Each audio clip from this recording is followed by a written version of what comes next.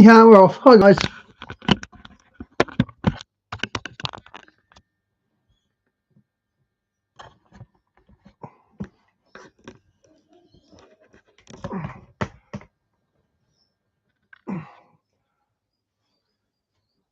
Evening, everybody. Thank you so much for being here with us. We have Craig Bong with us tonight. This is going to be interesting as he's going to roll out some new information that we will soon to find at the start of next year. But before we go there, Watchful, how you doing today, man? Good. I'm tired. I've been sitting behind the desk all day long. I got up and got to walk around a little bit, but haven't had a chance to go outside. It's been sunny. It's been a nice day outside, as far as I can tell looking out the window. I've been sitting at the desk. Hey, Phil. Hi, Bas. Good to see you guys. Hey, that's right. You had the grinder, the stuff grinder issue. Yep. You'll be all right. Yeah. How hot is it out there? You said it was windy. It was 50-mile-an-hour winds, and it's around 80 today. Wow, that's actually 80 sounds wonderful, man. It was. So I have to tell you though, I look like Albert Einstein when it gets that windy because my hair just goes poof. You look like you've seen the face of God. Your hair's like all slicked back, and you got a nice tan. It looks like you've been up on the mountain. So funny. I was on the I expect to see some stone tablets in your hands coming down with some commandments. You got some water. Oh, that's funny. 80 degrees sounds. And blessings back on you, Bas. Southeast United States. It is just, it's hot. It's hot. It's supposed to be 67 by the weekend and a low of 44. That's beautiful. Hasn't there been some heat waves? I think there's been some heat waves across the U.S., if I'm not mistaken. It's been the hottest May on record, according to Antonio Guterres. Hottest March, too. Wow. Yeah. Well, we don't have to get into that, but we've had a good understanding now of, the heat getting trapped inside of the atmosphere. But so, Watchful, you have a little bit of news that you want to get into before we go any further? Oh, yeah, there's a bunch of stuff in the news. I love lightning storms. Was, convicted today, found guilty on federal gun charges, which I don't know how I feel about that. I mean, ultimately, I'm happy.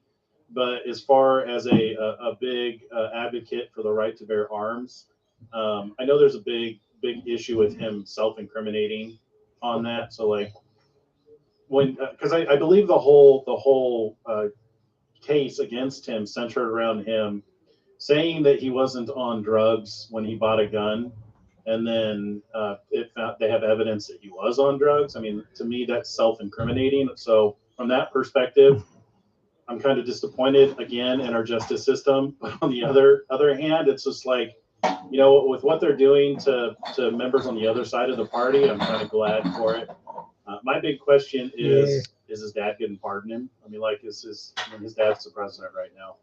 And we keep hearing this in the news. Like, they keep finding cocaine in the White House. It's just like, gee, I wonder whose that is. These are the people running our country. It's not even worth talking about anymore just because it brings nothing to the conversation. He'll get a slap on the wrist and some probation, and people will be irritated. Man, it's not even. I don't even feel like it's worth investing our time into because we all know it's a rigged system. Yep. But so Russia is doing some shenanigans. Oh, for sure, man. There's a lot going on. 8 suspected ISIS terrorists who crossed into the United States from the southern border were arrested. They were arrested in New York, Philly, and LA. And now I'm scrolling kind of on that top right screen, so you got we'll skip that one. You got Russian warships clashing off the coast of Florida. Canadian ships involved too. I didn't get a chance to watch the video, but there was something about hypersonic missiles. Did they fire some missiles today? No, they were. Oh, I'm glad you brought that up. So a few months ago, I mentioned that the NATO organization had a lot of people that were taken out of the game by a big missile strike in the yellow and blue country. They had been saying for a long time they have no one in the yellow and blue country. Mm-hmm. But news is coming forth today confirming that like 40 of those type of rockets hit a compound in the yellow and blue country, a massive compound with hundreds and hundreds and hundreds of people KIA. And these were all officers in the U.S. Military, French, everybody involved with the NATO had commanders there. And it was a big, big ordeal. But they did not say a peep about it on the news because it was devastating. You know, that was supposed to be the, that was, I mentioned it to you a few months ago. I'm not sure if I really pressed and drove it home, but it was kind of a stretch at that point when I mentioned it because it was only supposed to be the yellow and blue and no one else is there. Mm-hmm. Little did we know there was a massive base that was several acres in size that housed underground hundreds and hundreds of high-ranking officials. And it got hit hard. Like everybody was, up and, but it was embarrassing because it was a lot of high-ranking officials from all across the board. And they were no more. And very few mentioned this. But it's now just starting to come out. Interesting. And now they're just they're passing by our coast, right? The Big Bear. We got their subs going off our coast. The moral of that story is the Big Bear has already used some precision weapons and took out an entire command post. Hundreds of generals and admirals. And I mean, it was a bad hit. It was just horrible PR. They had to bury it. So that means they've already struck once. Interesting. They're just not talking about it. What do you think of that, Greg Bong? I think there's a lot going on. Yeah. It's impossible to keep up with everything. Yeah, it is. I say that almost a lot. It is hard to keep up with everything. That's why I said tonight, hey, I'm just going to scroll my Twitter feed because almost everything you see is something that just came off the press. So did you guys know they were playing cat and mouse with the bear country? We have, and I was watching them over here, watching those P8s. And there's a whole bunch of them. 4 early warning nuclear aircraft up. 3 nuke command and control E6s that are up. That's a lot. They usually only have one of these guys up at a time. A lot going on. You guys ever watch Monkey Works? Watch him mess with Skyglass? I used to watch him a lot, and lately I haven't been watching him just because my queue of videos to watch is just too long. Yeah. I watched him when I didn't have other things to watch, but it's interesting. I mean, like him going through all the different planes. It's very educational. Last time I was watching, he was talking about they were moving people across the border in our planes, just pointing out how we're paying for bringing people into the country. Well, what he will do is paint really a realistic picture of what is going on in real time, because it's something that I learned by paying attention to him is that what support aircraft are in the air at that time tells you a lot about what's going on around them. If there's several support planes that work with the sub hunters that are up that are normally not up, or lots of air refuelers in an airspace with a bunch of planes missing, or there's lots of clues that it is pretty neat to kind of pick up on those subtle clues, and then you can watch it for yourself, and it tells you a lot about what's going on. So pretty neat. Yeah. But to sum it definitely up, good tool for information. But Craig Bong said it best. It's a lot going on.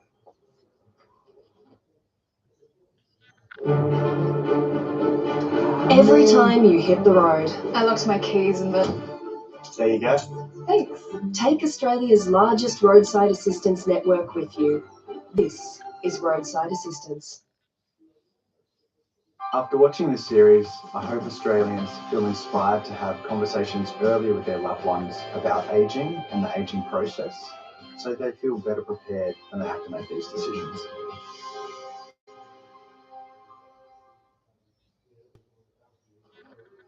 Yeah. Well, They're Craig, in you the want season, that's for sure. Yeah. Craig, you want to bring us up to speed on what you wanted to talk about? Well, we have this Pact for the Future coming September 22nd through the 23rd. They're going to, these high-level political people are going to meet Monday, July 8th, so that's only about less than a month away, to Wednesday, July 17th, under the Economic and Social Council, and to prepare for this event. And also Goals House, which is behind this, they're for the 17 goals of the SDGs, and they're going to meet, I believe, next week in France. And you have a G7 meeting in about the same time. That's on the 3rd, so it's only 2 days away. So all these people are working together to bring about this Pact for the Future in September. This is a major event, and it's to reinforce basically to reinforce the 2030 agenda. So the interesting thing about September is it's the 7-year mark from the Revelation 12 sign that was in 2017. Feasts also. So they're going to put their foot down, their iron fist, and say, you must follow our mandates or else. Right. We'll see what or else is. Well, we kind of know. We know. We can see it. Look how much of the land they've consumed and what they're doing with the nutrition and food supply. You could see them making their chess moves, guys. They're shutting down farms. They're taking the private sector out of their ability to produce calories for their population, thus being reliant on the system in order to have sustenance.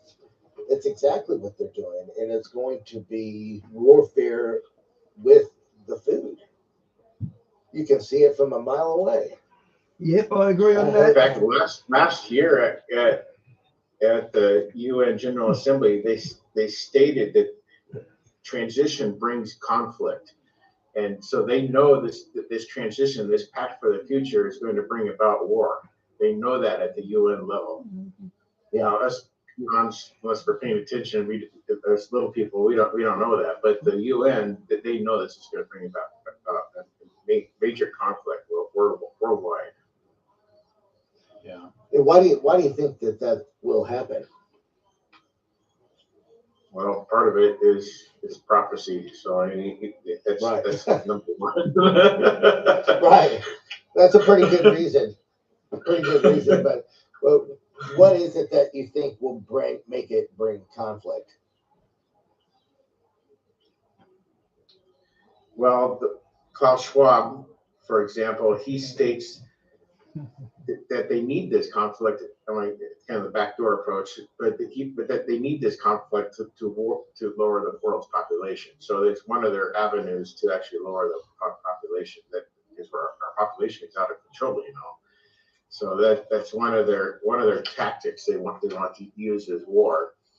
And but what's going to bring about it is the divide between people. This thing's just there's a lot of people that aren't going to side with this thing. So there's going to be division from day one. Right. Yeah. Because of what it's going to require. What it's going to require you to commit to is going to be the issue. Yeah, this thing's enforced. It's enforcing peace. It's under the auspices of enforcing peace. I don't know how you can enforce peace, but anyways, that's what their claim is. So their goal is to meet the existing international commitments. That's Agenda 2030, the UN. Well, I forget. Anyways, their international commitments.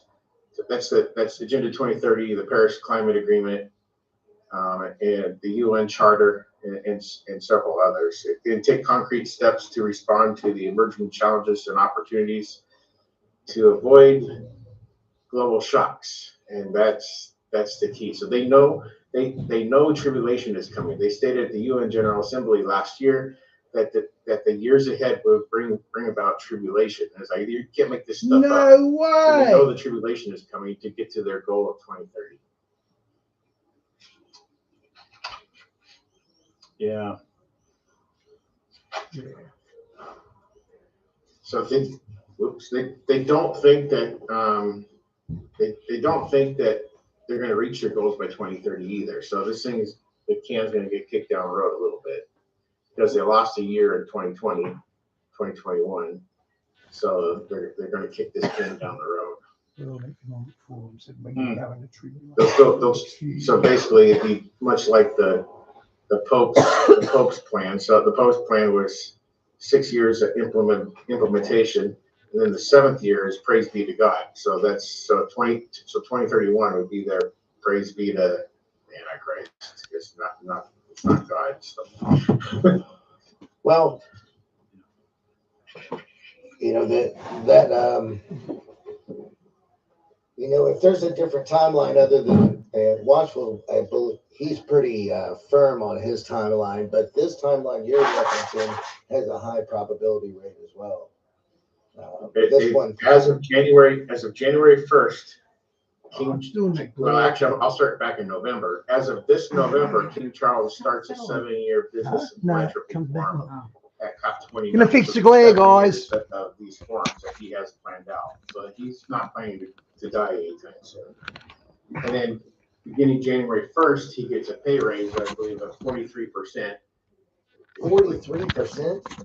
43%, and so he plans to reinvest that back into the economy. But anyways, that's also a 7-year pay increase for King Charles. 43%. Yeah, and I don't remember how many pounds that is, but it's a lot of money. It's more money than you and I, all three of us. I'm still trying to get past why a 43% increase in pay. I don't know. Why does a king need a increase in pay? Doesn't he have access to the full treasury? He has access to trillions of dollars at his disposal through the Sustainable Markets Initiative. You just can't help but be greedy. Capital Investment Alliance. That guy has not had to ask for anything in his entire life. Yeah, I can't imagine he would. So what do you think this? How does this relate with the election? Because do you think that the election is going to happen, or do you think it's not going to be squashed out by something? Or there's a lot of talk about the elections being squashed for the U.S., but there's a lot of elections going on worldwide, so you got to watch it on a worldwide scale, not just the U.S. But there's a lot of talk that something big is going to happen, and it's going to be basically either Joe Biden destroys everything before the next president, or we have no elections come November. That's another possibility, or both candidates die or incapacitated by the time the elections. I mean, we don't know, and there's really no advertisements going on either side. What is going on? It's like they're pretending like nothing's happening, like it's just a normal year, nothing to see here. They're being cautious. They don't want to put money into signs and then have the current administration croak. waiting to see if he makes it that long. We're missing something. It's there's nothing going on. It's. What do you think will happen if 45 does manage to win? Like, say, let's assume the elections do happen and 45 wins, which a lot of the projections and statistics indicate that he has the support. That's for sure. you may the left will go crazy. Well, yeah. So you have total unrest in total unrest is if he gets in. But that's what I think the plan is, though. If he does, It was nearly like that last time he got in, the left went crazy. Remember they were screaming at the sky, "You're not my president"? What a bunch of losers. that's what all these guys in these cities are waiting for.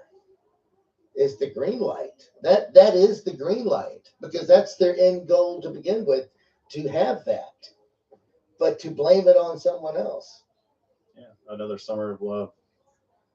Oh, but this is going to be epic. Yeah. I think it's going to get very, very interesting come September. I find it so interesting that all this talk of 3.5 years in the Bible, so the 1,260 days, the 1,290 days, the 42 months, is awfully close to the term of a president. I mean, like, give or take, it is. It's about 3.5 years. I mean, it's 4 years in total, but 3.5 years fits right in there. So if there's any leeways, but like from the time that he's elected, like in January, to where he actually has power. To the time that they're transitioning into the next president, it's about 3.5 usable years. So I find that interesting. It is. I find it interesting too, because it may reveal where, as far as the U.S. is concerned, may reveal the U.S. standing in the beginning of the tribulation. Look, that's exactly what I was thinking. We're not gonna know anything until November or December, because this thing could be strung out forever. So, guys, here's the reality of it, though. I think they have plans to fold our nation into the UN Accord. I think the dollar is at a fragile point. I don't think that it stands much longer. Right? The BRICS are running strong and hard with their setup now. Yeah, they're gonna turn over a disaster area to the next administration. You've got enemies within. You've got your money is worthless, and you have enemies coming against you. I mean, like, he's gonna have to deal with all of that. It's absolutely brilliant. Think about it, though. I mean, could they make it any worse? It's a good point. Could they make it any worse? That is a good point. They couldn't have made it any worse. It's on the back of your dollar bill.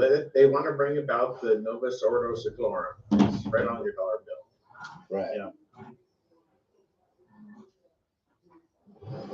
This is Artlist.io, a platform built to empower your business with.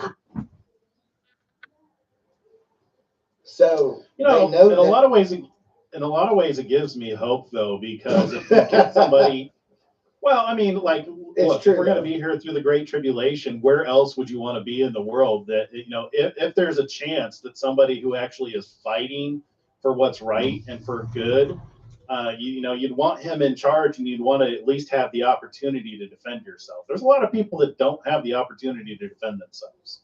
Right. No, you're right. You're right. So Antonio Guterres the other day, June 5th, so it's just 6 days ago, he said this year is climate crunch time. And we stand at a moment of truth. So they really want to do this deal. In the case of climate, we are not dinosaurs, he says, but we are the meteor. So we're the ones destroying the earth. We are not only in danger. We're not only in danger. We are the danger. That is what Guterres is saying. So man's destroying the earth. But the Bible tells us in Revelation that God's judgment is upon those who destroy the earth. So there is some truth to this. Oh wow! That's right. Man is destroying the earth. But it's these globalists like Guterres are the ones actually destroying the earth. Yeah, absolutely. They're blame it on us. It's like the snake. They're the ones doing it.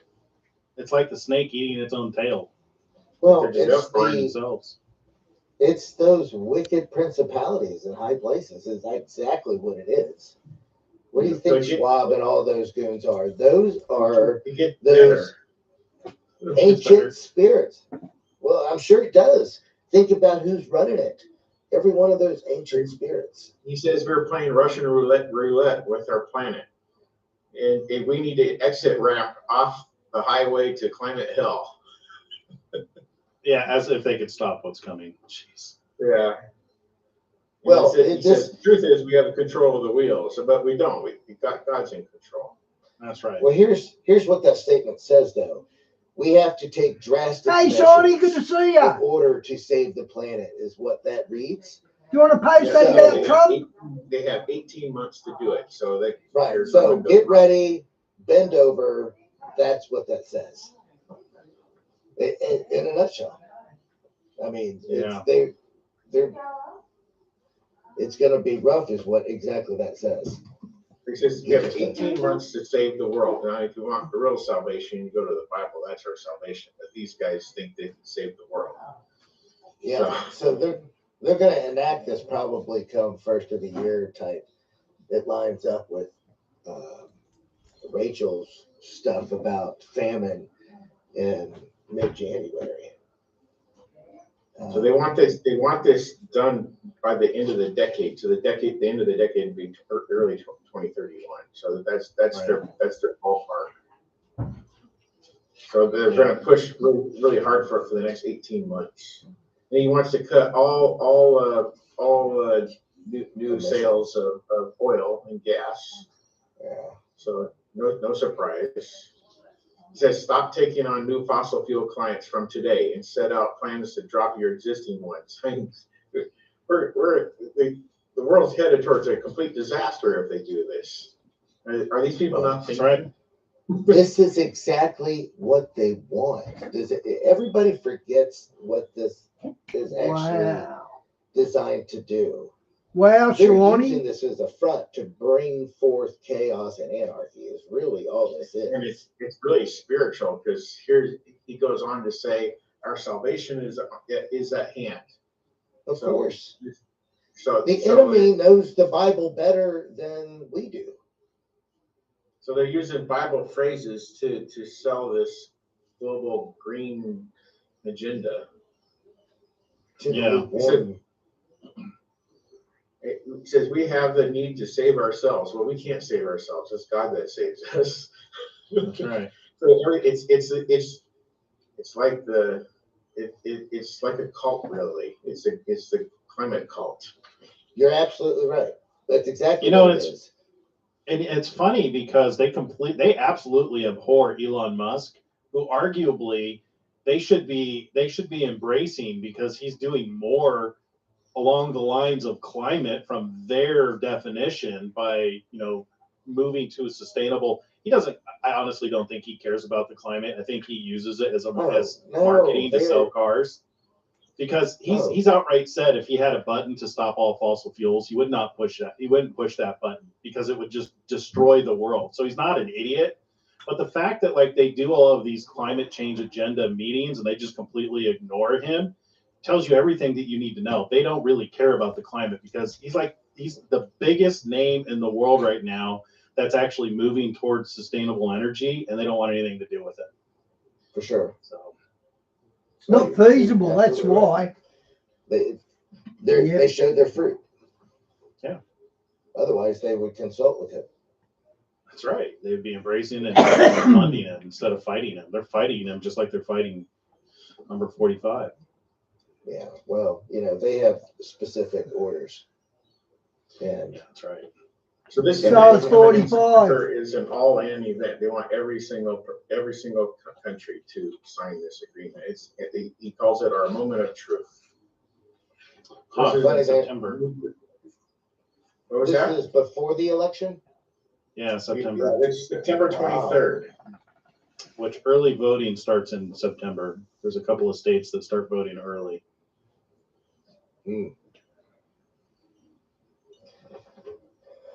I think so. They have two.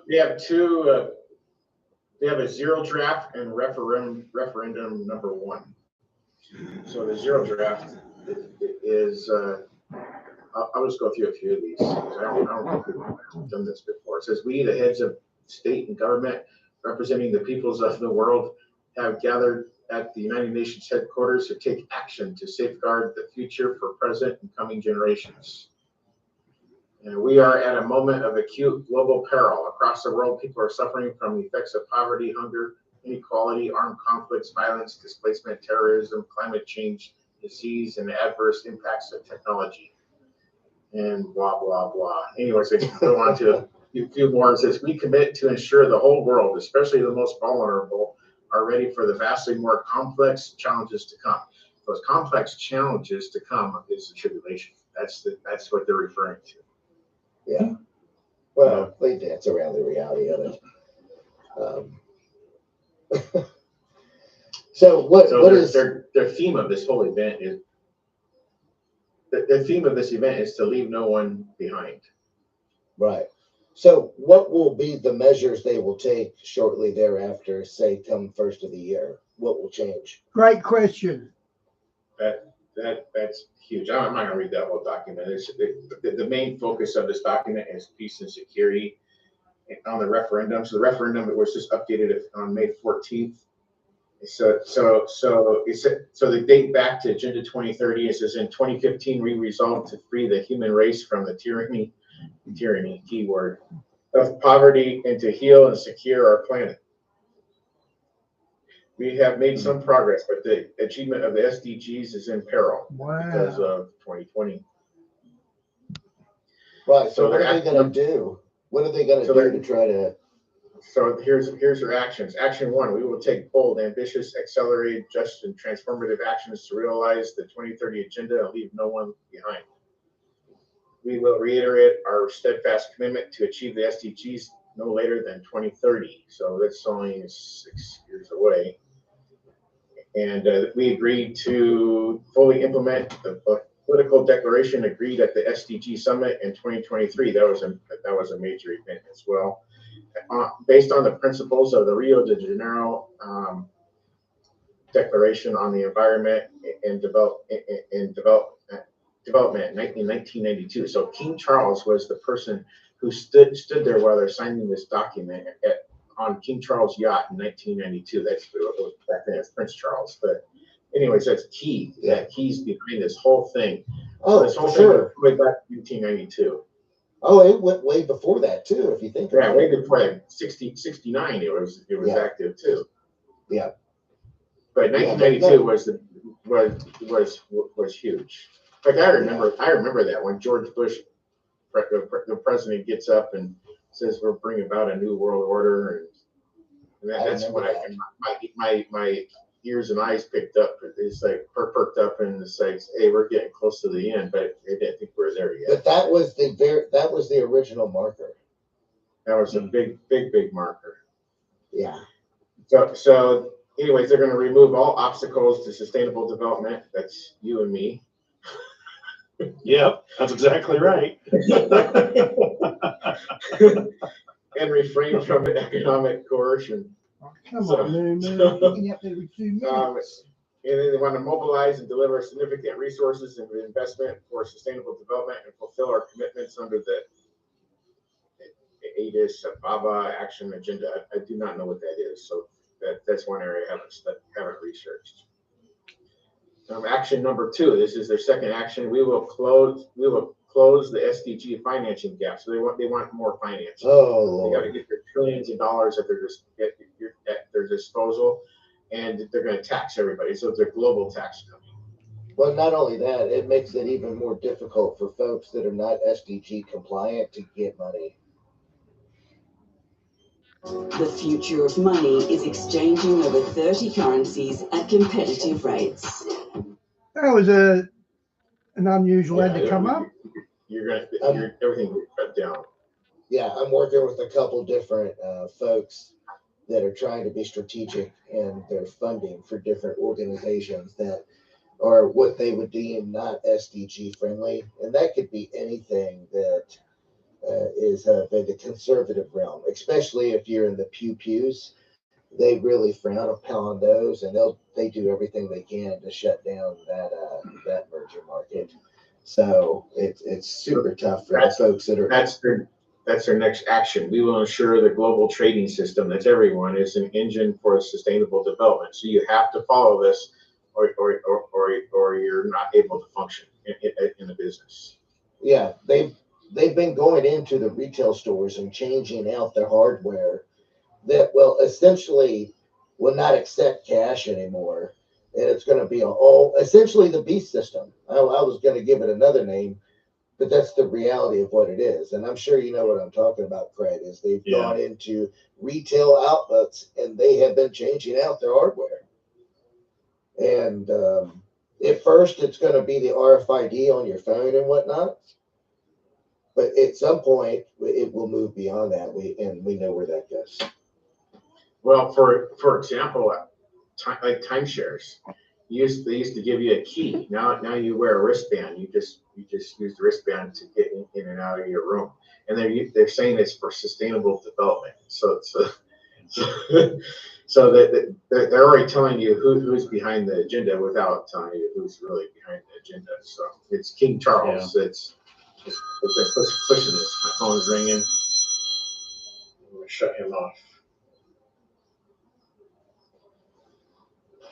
A lot of folks do not pay attention to the simplicity of why everything points to him. And you have to tie it all together between the crown and then his involvement with the WEF. Who Charles Schwab answers to should tell you a lot. And he only answers to one person that I've seen. And the person who revealed the Great Reset is none other than Prince Charles of Wales back in 2020. They put him on the stage to reveal it, and then gave him his bow, his bow above his head, and it is spelled out 666 right there. Yeah. So he revealed his number right there. That doesn't mean there's going to be something different down the road. It probably is. We don't know yet exactly what the market's going to be. We have a lot of good ideas. Exactly what it is. What was that? Tell him what the ring means that he wears on his left hand. The ring shows that it shows the 3 ostrich feathers, so that's 666. Sustainable. It's 666. It's right there. It's the same. Yeah. The digital image of that is 666, and it tells you he comes in peace. Yeah, it's there's so many. And that he's the Black Prince. He's the Dark Prince.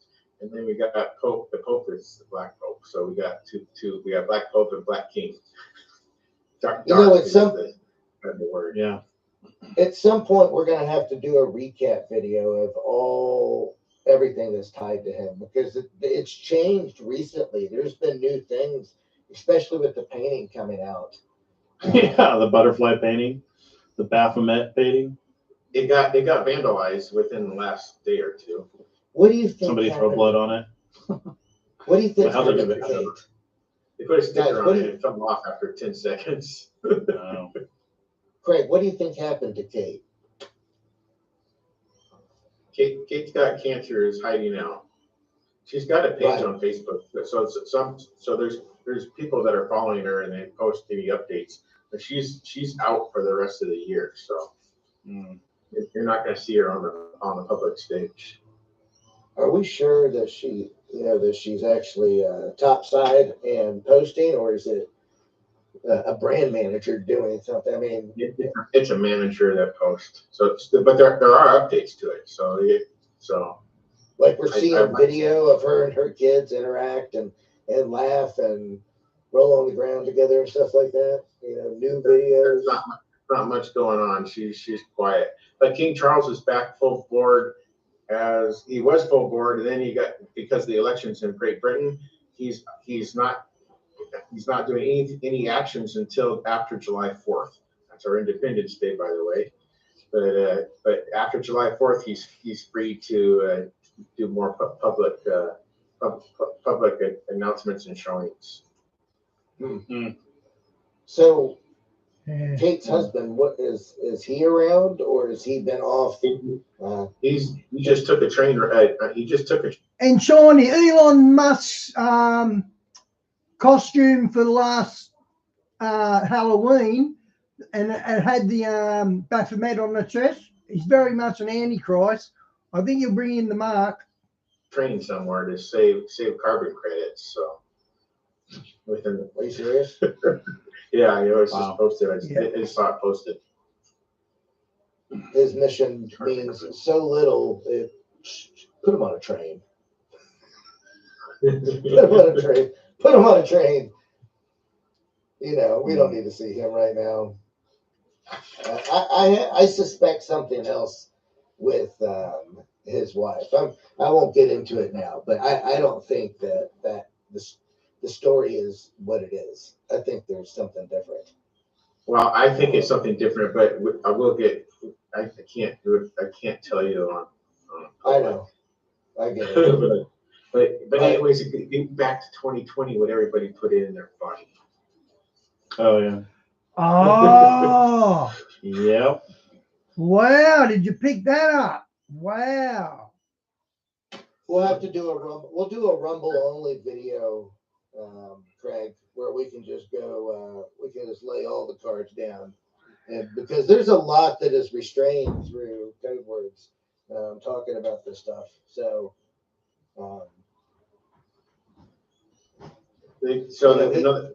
The fifth action of this is to build peaceful and just and inclusive societies that provide equal access to justice and respect human rights. That a lot of that's going to be your 15-minute cities.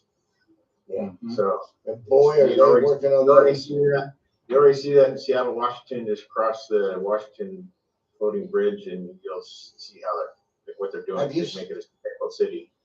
Have you seen what they've done over in Hawaii? I can't go into details because I think they're pretty sensitive on those words, but just look that stuff up. It's the same thing. You just Google the sustainable cities in Hawaii, certain ones that caught fire. Yeah. Don't talk about that. It's words. Oh yeah. Go on to say we will promote gender Hey Michelle, good to see you. Empower and protect all women and girls as essential prerequisites to achieve the SDGs. But really, this is your girls are to be whatever, because the men want to be girls too. That's right. Look, I think God's wrath, just a taste of, hey, letting folks know what time it is with a big earthquake or something could possibly be in the cards sometime soon. Then their eighth action is we will combat God. No, that doesn't say that. It says we will combat climate change. So God's the one giving them a little bit of climate change, so they'll do this agenda, is my opinion. And the support developing countries must adapt to its impact and ensure that they have the financing they need. So they need to support all the rich countries need to support the poor countries. Makes sense. Global communism again, because the United States has too much pollution and has changed the climate. Communism's great until you run out of other people's money. Same as a Great Reset. When they ripped us off and there's no money left, how are they going to make money? That's the question.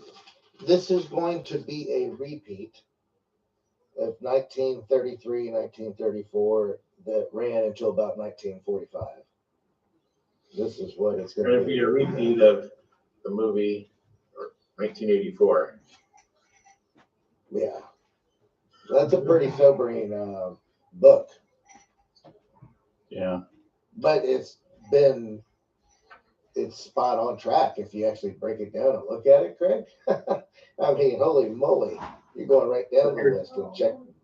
Action number 9 is we will accelerate our efforts to protect the environment. That means you're going to lose access to public lands.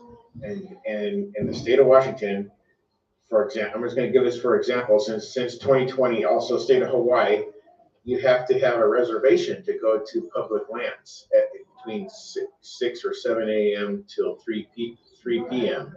So this is where the one direction they're going with this is restricting flow through national lands.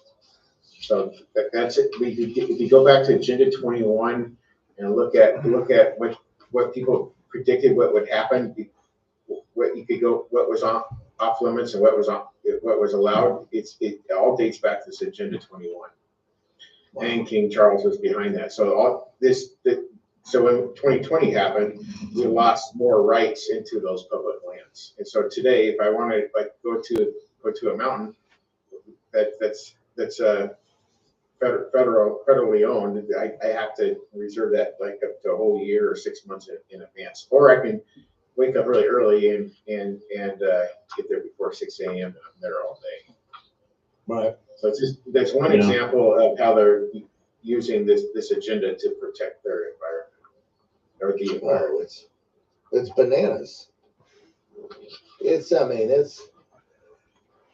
I can't even come up with the correct word for it, guys. I mean, it's diabolical.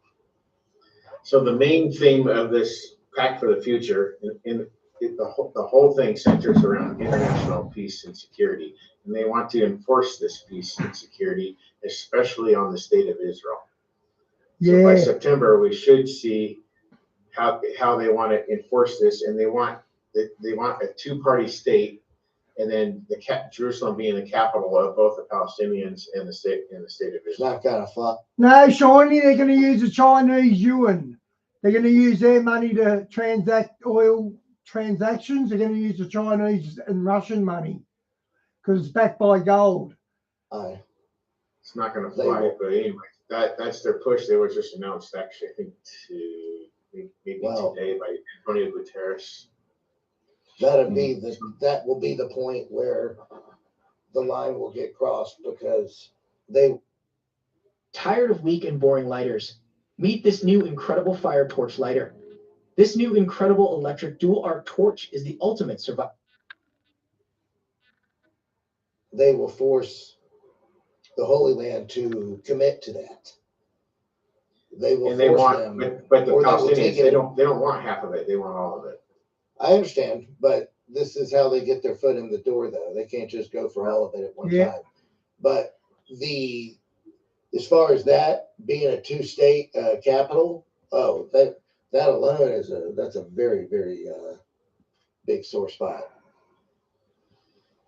Yeah. So this is really important, because it says we are gravely concerned about the accumulating threats to national security on land, sea, in the air, in outer space, and in cyberspace. So they want peace and security everywhere in the universe.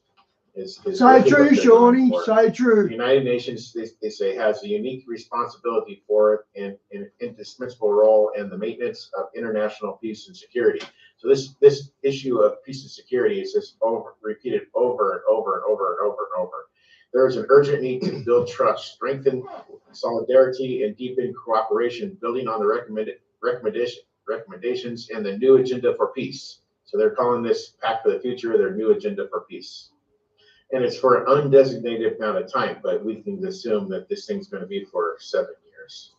You might as well, every time it says NATO or WEF or UN or WHO or EU, just replace it with beast system, because that's all it is. I mean, it's really they are pedal to the metal now.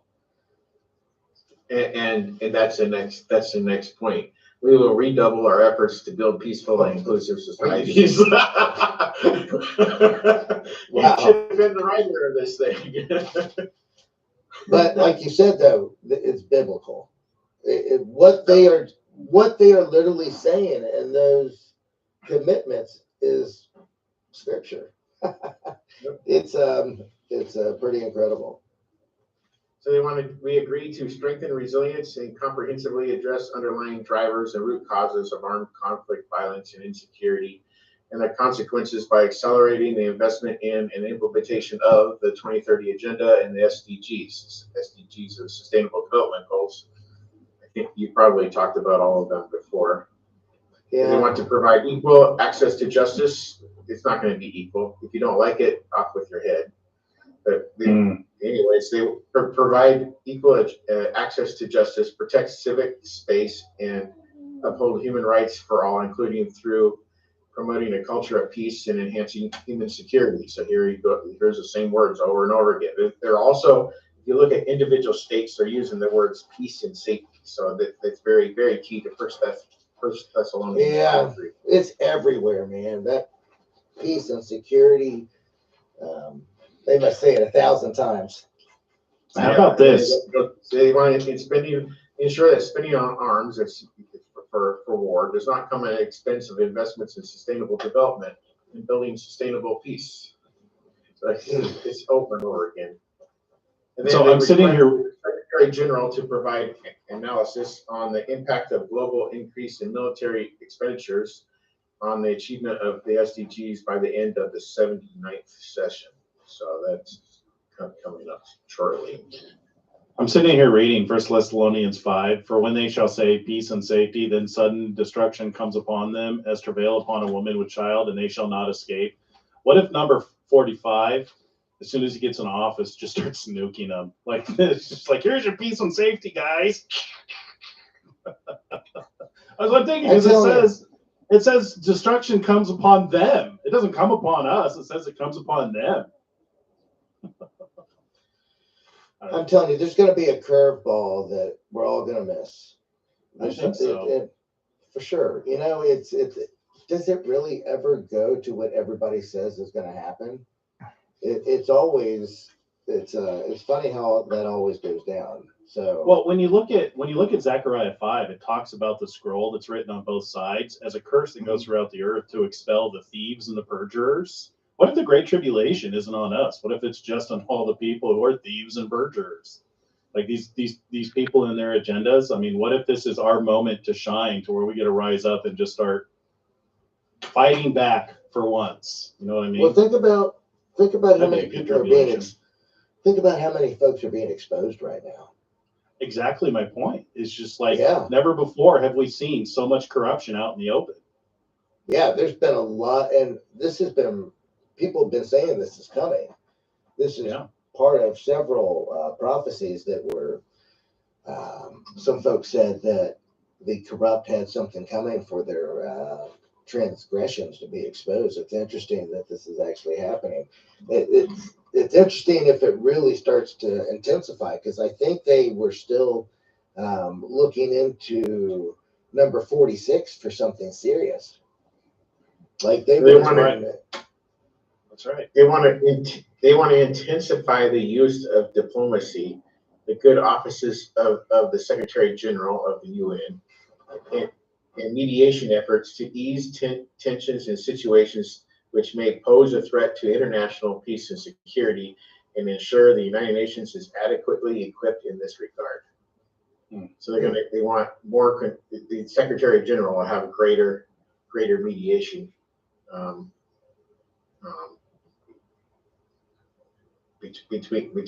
In conflict. So what's, you know, in a nutshell, what's the what is it that's going to affect everybody the most as far as in their day-to-day lives? Well, starting one is First Thessalonians 5:3. Yes, as soon as this thing takes effect, it appears that sudden destruction is coming. And that's when the tribulation begins. So it's not necessarily when this thing is signed. It's when this thing takes effect. It could be. And what time of year do they tell you peace and goodwill towards men? Christmas. You got it. It's going to happen around Christmas. And or the New Year. Happy New Year.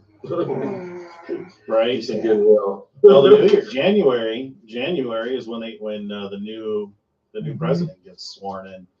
Maybe that's his first act. Nuke them all. We know who all the bad guys are. Nuke them. Well, the Bible tells us that the center of this destruction will be more likely Ezekiel 38. So it's going to center around Israel. So you have Russia's armies wiped out, Iran's armies wiped out. Guys, we're sitting. More likely, you have Damascus wiped out if it doesn't happen before. And you have Turkey's army, which is a huge army. If you go to the back door, like DuckDuckGo, and look at some of the Turkish army videos, it's like, man, you want to fight against these guys. And then you look at the wimpy U.S. videos, it's like, oh no. Well, it's not even that. It's not even that. Look, our country has the enemy within the borders, man. Everybody keeps overlooking this. And it's not just a few folks. It's 20 million dudes that are military age male. And I'm not, this is probably too little of a number. This is going to be a serious problem. This is not. I done that stream yesterday where the whistleblower from the who worked on the border, he said there's over 29 million that have come across the border so far. They're underreporting it. Here, this is just reality. And folks keep overlooking this. This has never happened before. I mean, for 2 or 3 years now, they've been, intentionally bringing folks here that want to cause us harm. They've left their families behind.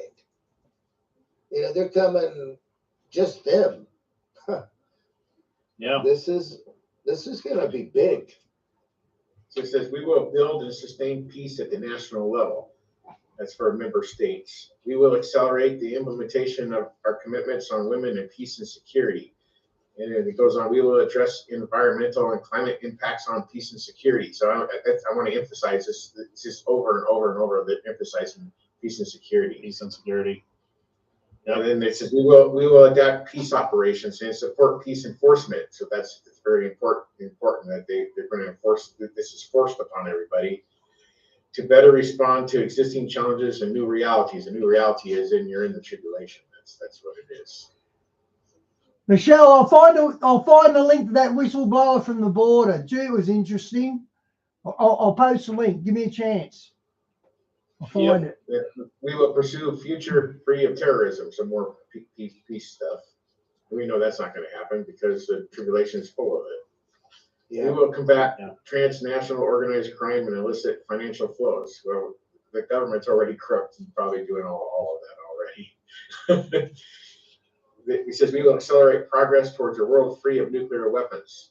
That we know that's not going to happen because we got Damascus is going to get wiped out. We got Elam, the prophecy against Elam in Jeremiah 49. So Iran's nuclear bomb, whenever they get it, blows up in their face. So and he says we will uphold our disarmament obligations. So they're going to uphold this agreement towards disarming from nuclear warheads. And it says we will address risk posed by information communication technology and AI. So that's really important because they're going to enforce this through AI. I think AI is going to come back to bite them in the boo-boo. Oh, yeah. Well, somehow AI is going to be tied into the mark of the beast. So for sure. We know that. We pretty much know that is a 100% definite, and also tied to something that changes your DNA.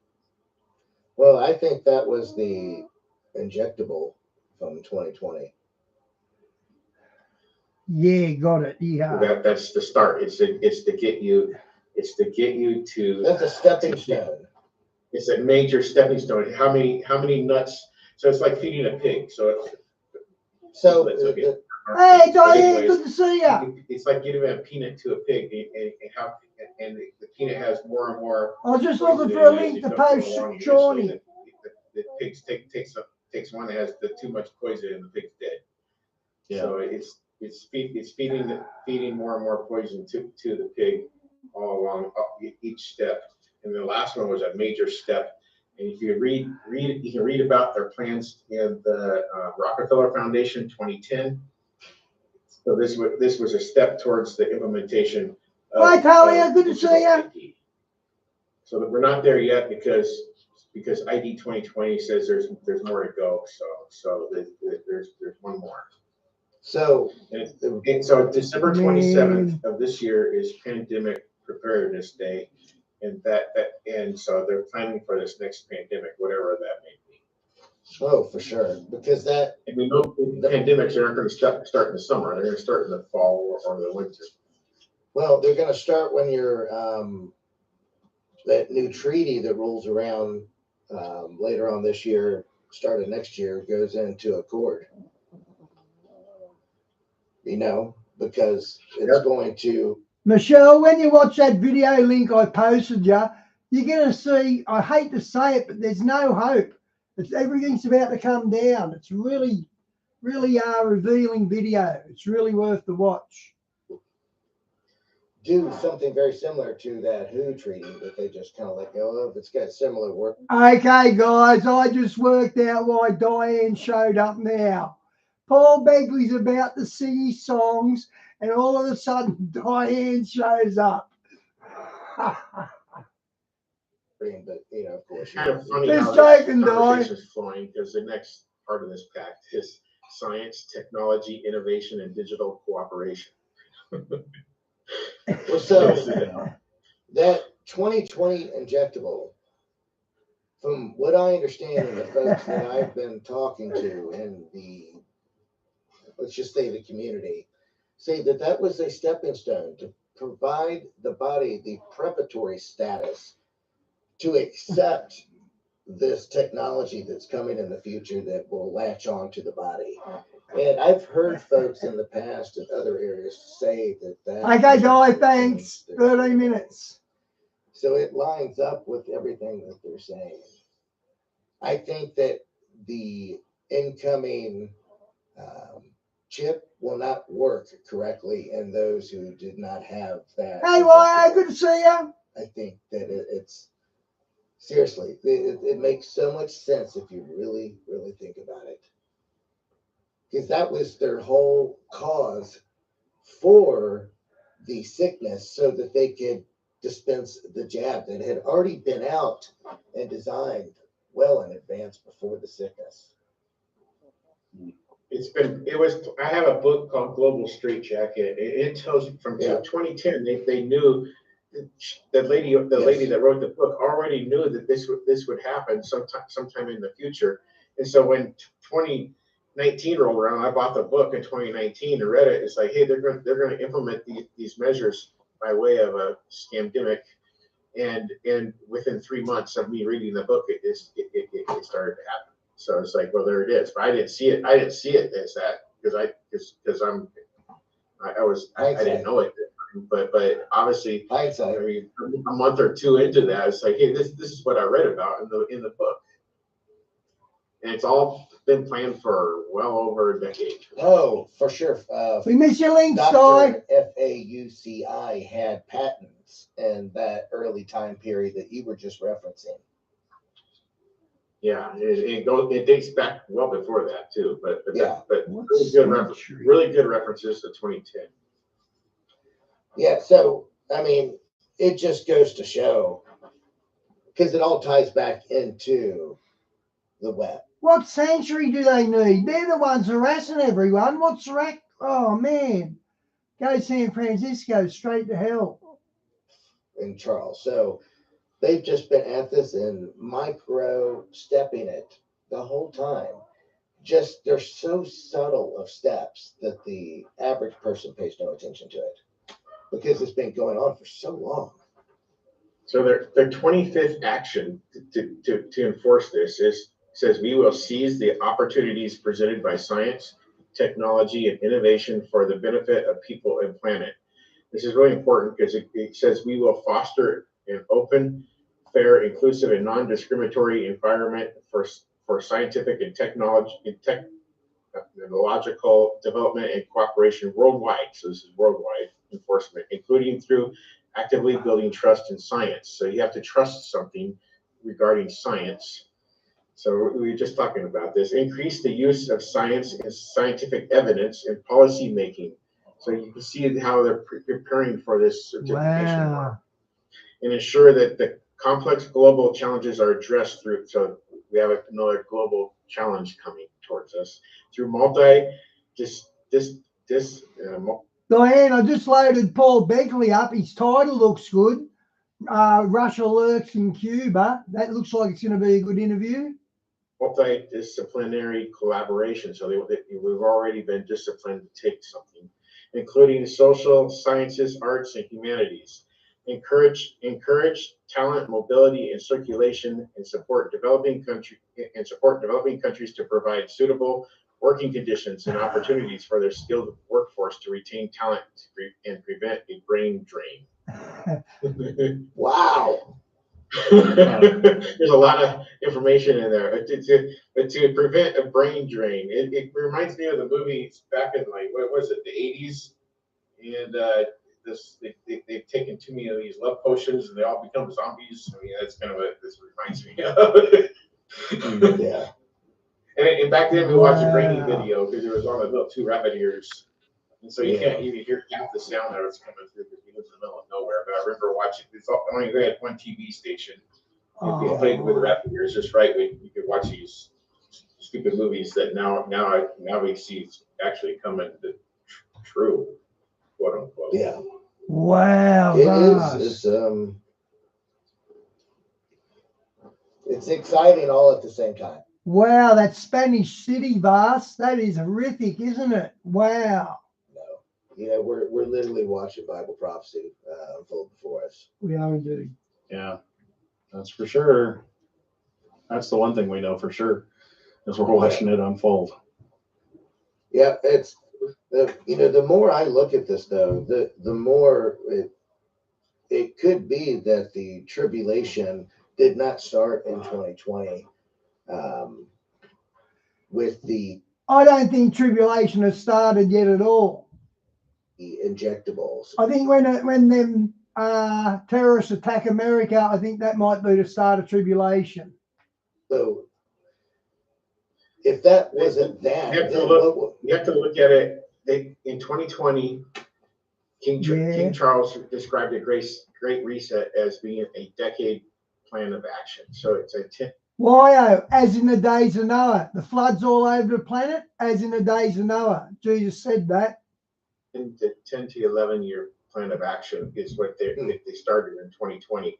We're going into 4 years on that, with 7 years left, and so that's really important to see how that's a decade plan, and then when they get to 7 years left, then they're going to announce there's 7 years left. Now they've announced since last year we're at the midpoint. At COP28 they said there's 7 years left. There's nobody saying 7 years left right now, except for there is a 7-year Terra Carta still on the table that looks like it's going to come after the Pact for the Future, the Pact for the Future, and there is a 7-year business and philanthropy forums that they start in November. Yeah. King Charles 7-year pay increase for. Yeah, Diane posted something about that yesterday, Talia, about Miami. 7 years coming starting at January 1st. So there is still something 7 years coming, but we're not close enough to say, oh, there it is. I can't say, oh, this is it. I think I agree with you, just because we're still missing the 2 witnesses. There's several things that need to happen, and time is ticking along. So it changes the dynamics. It would kind of have to go back to the drawing board if we're, and I'm not sure Washful's interested yet in considering that. He put a lot of time and effort in the other timeline. So. What's that? I'm still waiting for the 2 witnesses. Yeah. Dr. Thrapp has suspected 2027, wrath of God, time, mark, and rapture, though that doesn't make sense for the pre-wrath exit.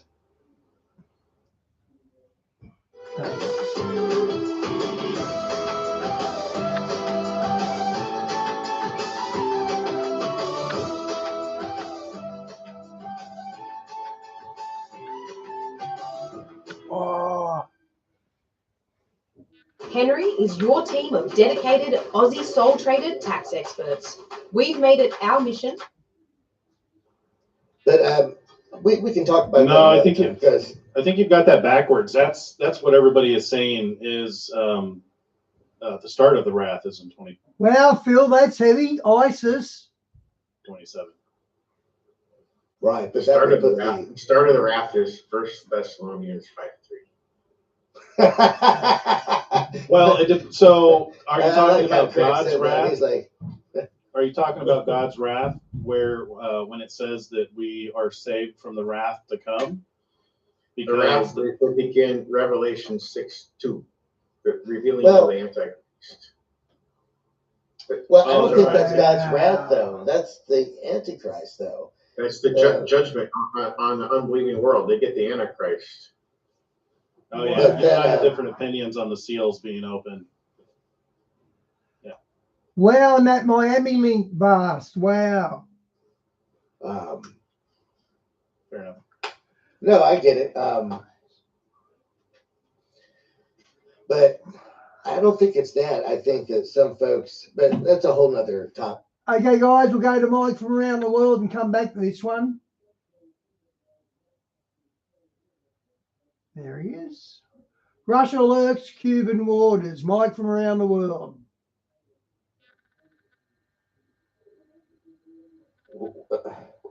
The whole scenario, just help me understand the whole Russian, Cuban, Ukraine scenario, European Union thing.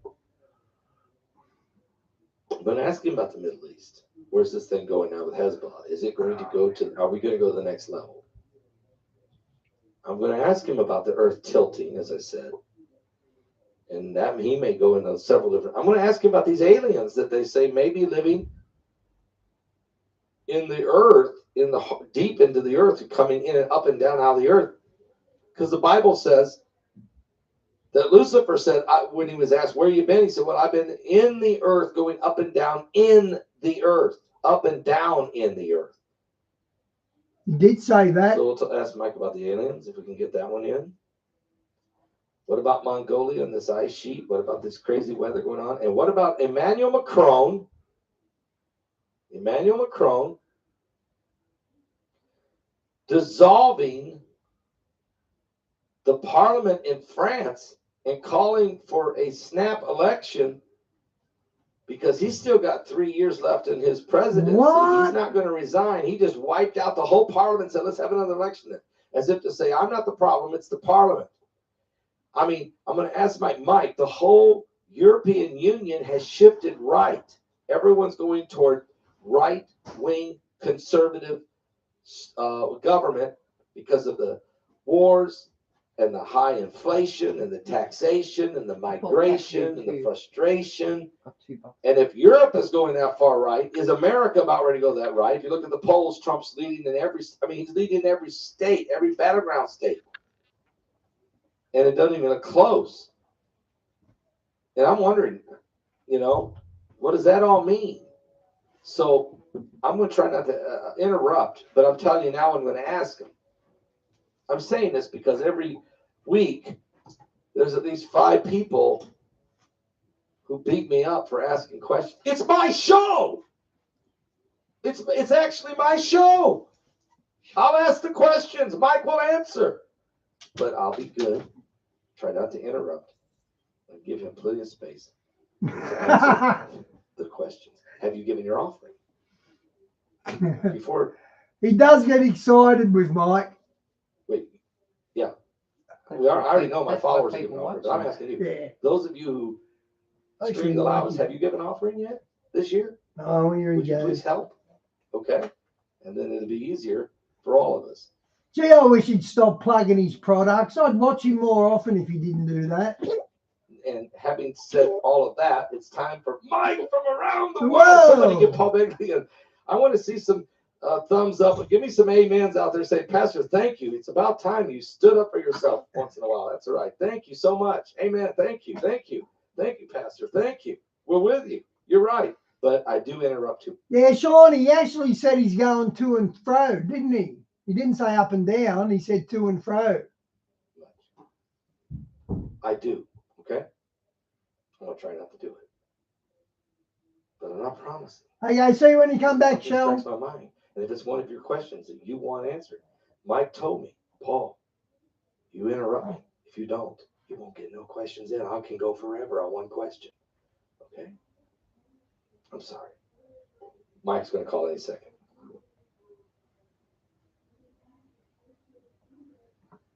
Look at his coffee flask.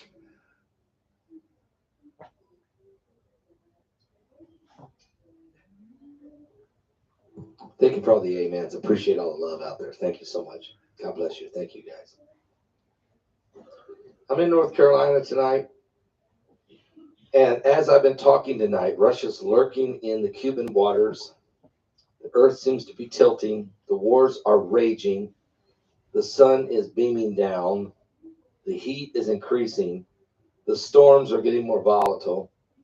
The climate is changing. It's not because of us as humans, but certainly Planet X, Nibiru, Planet number 9, something is shifting. We're in a different world than we were ever in before. And Colin slowed down his drinking, so that's a big sign. In a moment, Mike from the world will be calling. And you guys have to understand, I know, I haven't even brought up Trump and his convictions or Hunter Biden. I'm not going to pick on Hunter. We got bigger problems. I'm not going to do that. It doesn't make sense. I am wondering what Joe is doing, though. I wonder what the G7 is doing. And is this strategy the right strategy? I mean, yeah.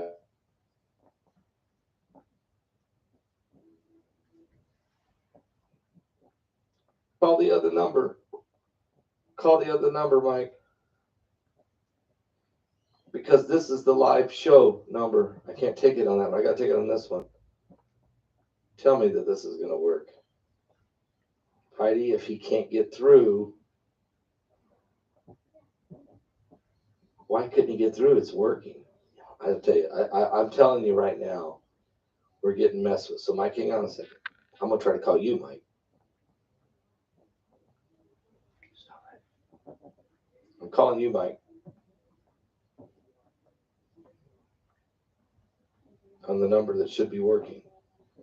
Why do they do this every couple of weeks or every 2-3 weeks?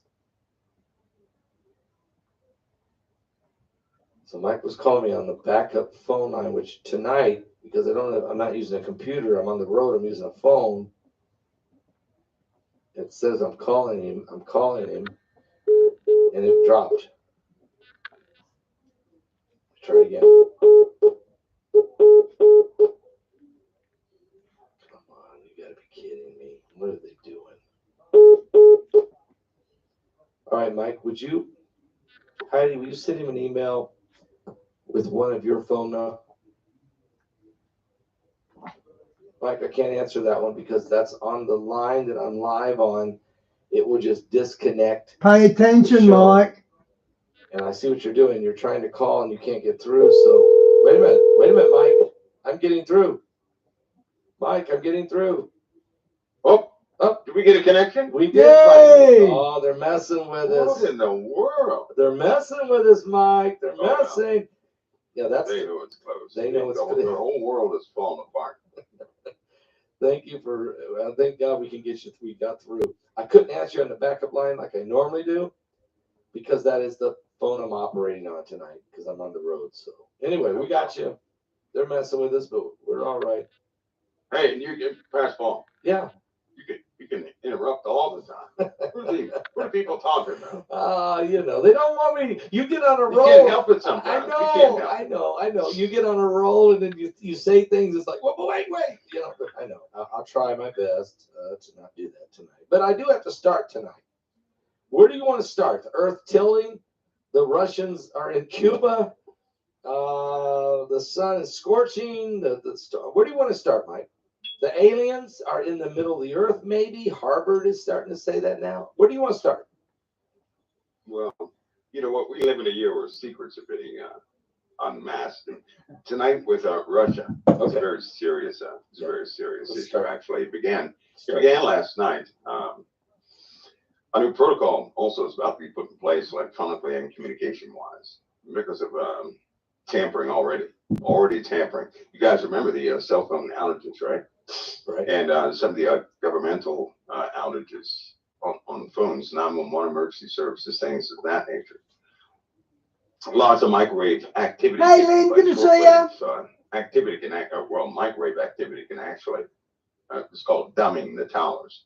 And communications had to be rerouted at that point. Plus, there's satellites up there that Russia has that are full of fuel, which means they have about 2 years maneuvers that they can, move stuff around up there with.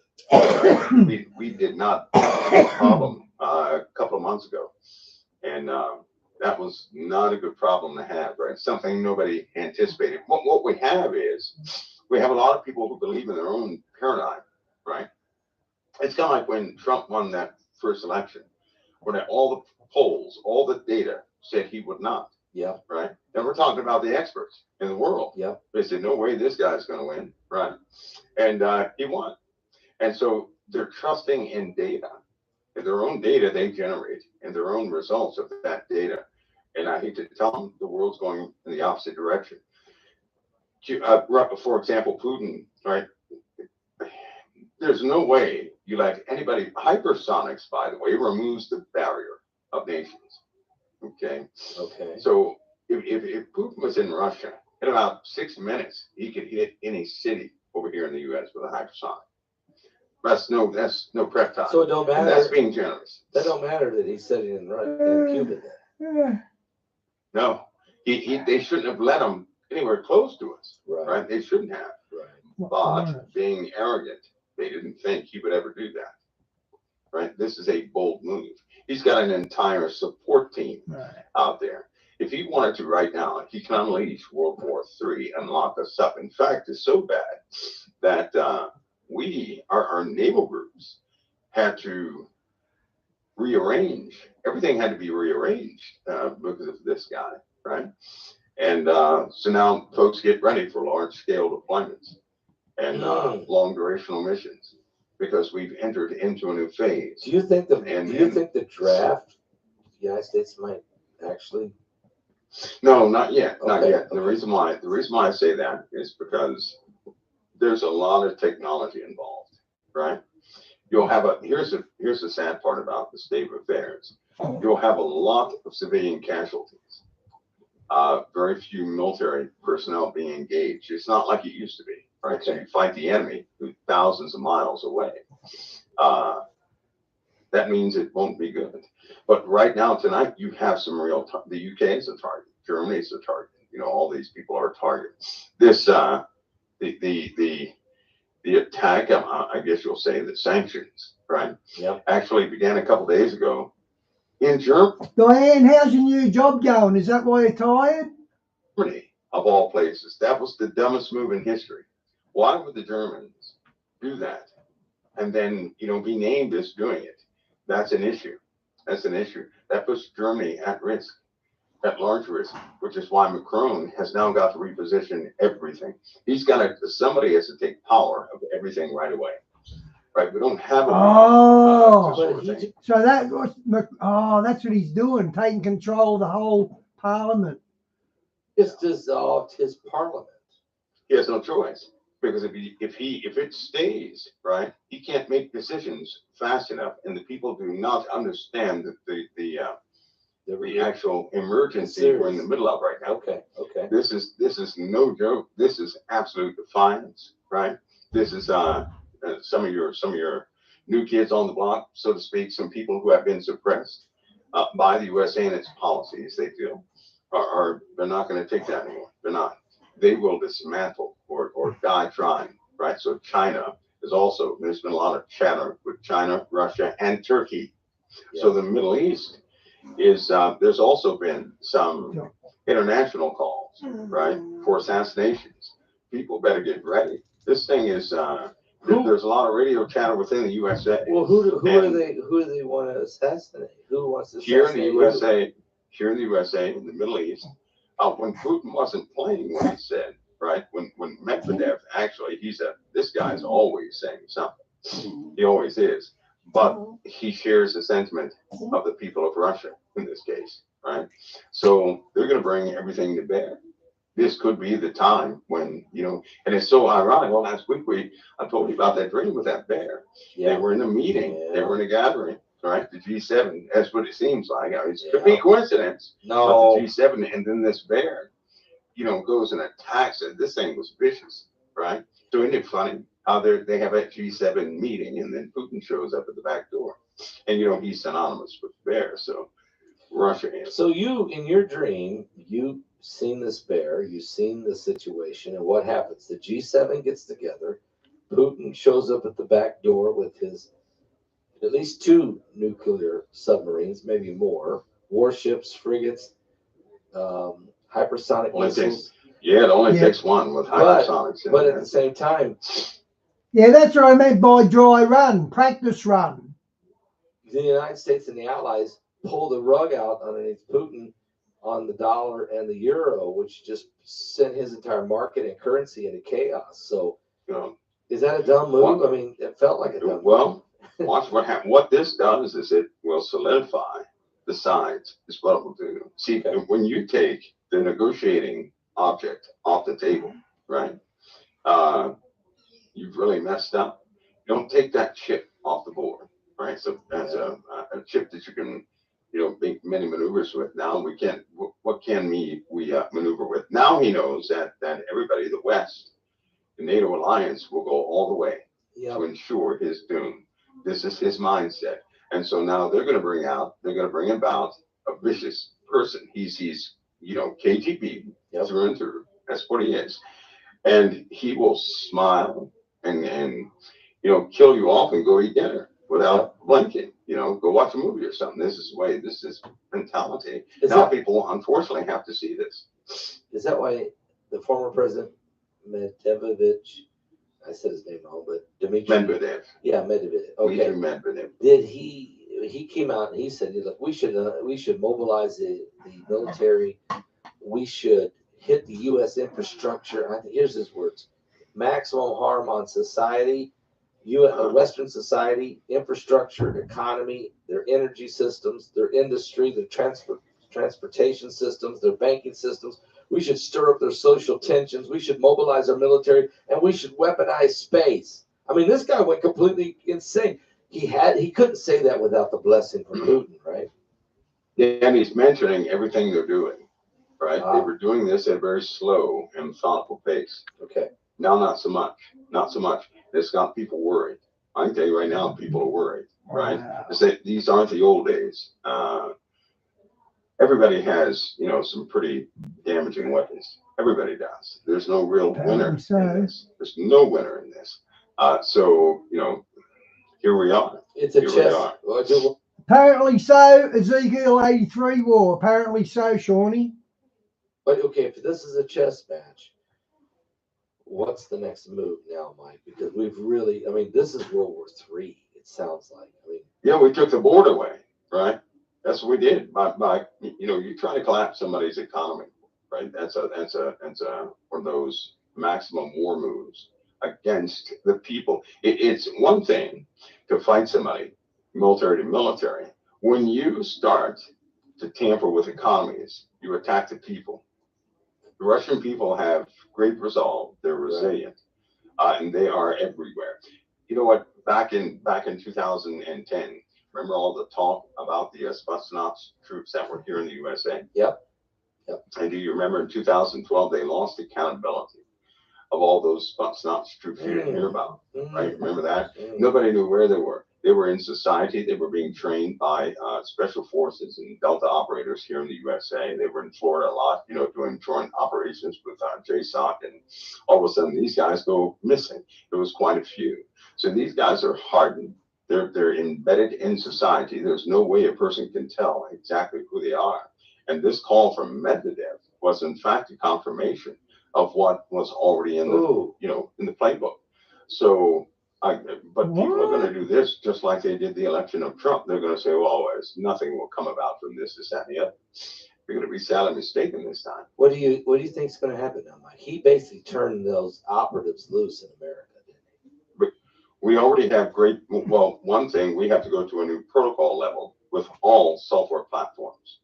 If people's phones, computers, everything else, Microsoft is working on updates that are going out in a couple of hours.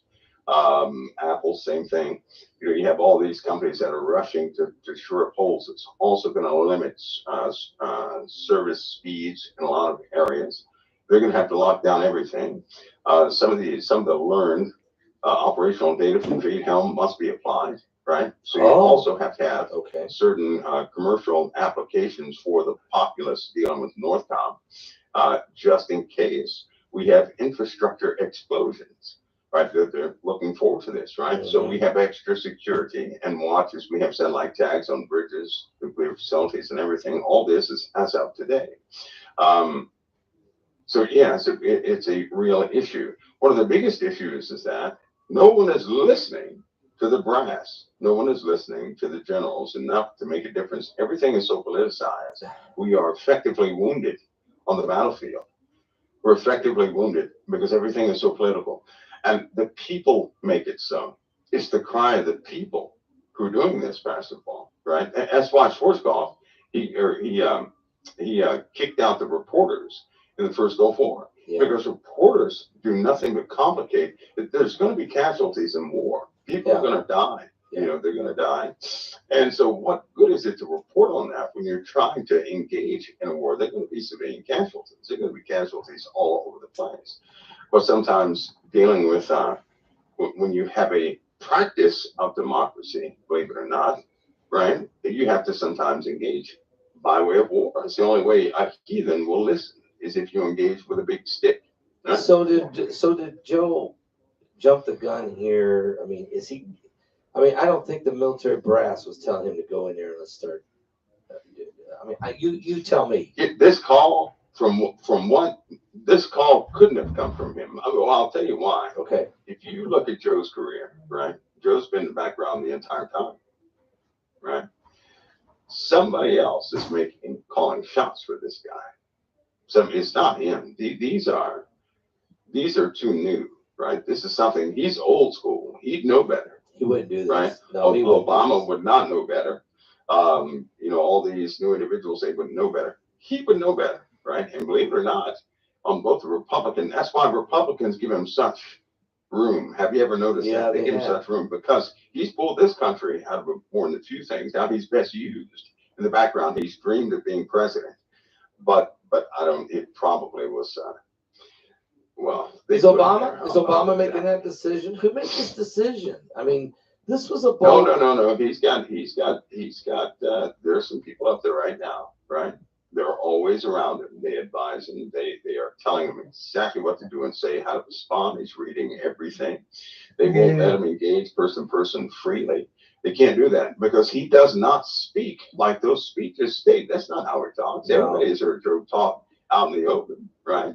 He's chewed just about everybody out in the White House. And you have some other players in there. And I can assure you those other players, this is going to be heartbreaking. I wonder when the two witnesses are going to show up. They've got to be due any day, literally. Well, it's better left said, but I'll put it to you this way. People talked about this evil faction that's in America for a long time, right? Yeah. Well, you know what that means? If somebody ever went against them, they would just simply whack them off the table. How hard is it to get rid of anybody? It's not very hard, is it? It's not very hard. So what I'm telling you is that they're using every element that you see in American politics. They're using them. They're clearly using them. There's a tactic that is almost impossible to pick up. Things are becoming more chaotic, right? And they're accomplishing something that you spoke about, Pascal, early when I first met you, because you were upset one time because they were trying to start some sort of a race war, right? They were turning people against. Shawnee, you said at the final battle. I agree with you. It's post-tribulation. At the brink of defeat at Armageddon, that's when Christ comes back. I completely agree. I didn't like that, no. They have effectively done this. And they have polarized each side. Now the sides will not, now the people. See, it's one thing if your leaders hate each other, right? Yeah. It's another when the people hate each other. And right now the people hate each other. Well, because the people hate each other, it's Shawnee, I wonder how they're going to show up and how the world's news is going to report on them. It's going to be so interesting. We'll know exactly who they are. Damage to our soldiers. They operate with a burden. They do. Morale is low among the soldiers. They're going to be called to do things they don't want to do. And it's going to be very difficult for them to do. They're going to find it hard who they're loyal to, right? You have a split in leadership. Cohesion is breaking down quickly. And this year is making it's really going to make it rough. So we said at that time, we said a breaking point right now. There's no unification, Miss Gordon. You know, there's no unification. It's getting worse. It is.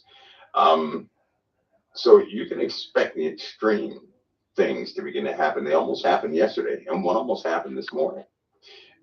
Almost, what was it? They estimated 20 or 30, I think it's like 30 or 40,000 people could have been lost this morning. Same thing yesterday. Yeah. With this guy they captured, right? Well, they captured Yeah. some more. Yeah. Then they found a militia that was 140,000 people strong. Then they really conveyed that number that, you know, they had discussions. And they have been tracking large militias in the USA. 140. They're armed to the tooth. That's on the lower end. That's a lower end militia. Think of a militia with about 200,000 people. But wait a minute, where did this militia thing? Who are they for? Which side? USA. This is going to turn out to be a red and a blue war. This is what somebody wants. They want this red and blue war, right? They want this red and blue war. The one thing that's been in the way is the very thing that's up in the air right now. If you ask the average person, what are we? They'll say, well, you have one half to say we're a democracy, another half say we're a republic. You know what's happened? We are a republic who practices democracy, but they're messing with the definitions, right? They're causing them to be very divisive. And people are actually fighting and killing over that term because the knowledge of how we were founded has been lost. Right? Well, so they can make up to be anything they want to do. I mean, we've been teaching a lie in our universities, in our high schools. We've been teaching that we're not a republic. We've been woke stuff. Right, you're right. The woke stuff. We're throwing all of our founding fathers under the bus. We're you know, and it's horrible. And now our military is, look, they're doing their best, what they can do, but their hands are tied. They got weird leaders and they got weird instruction.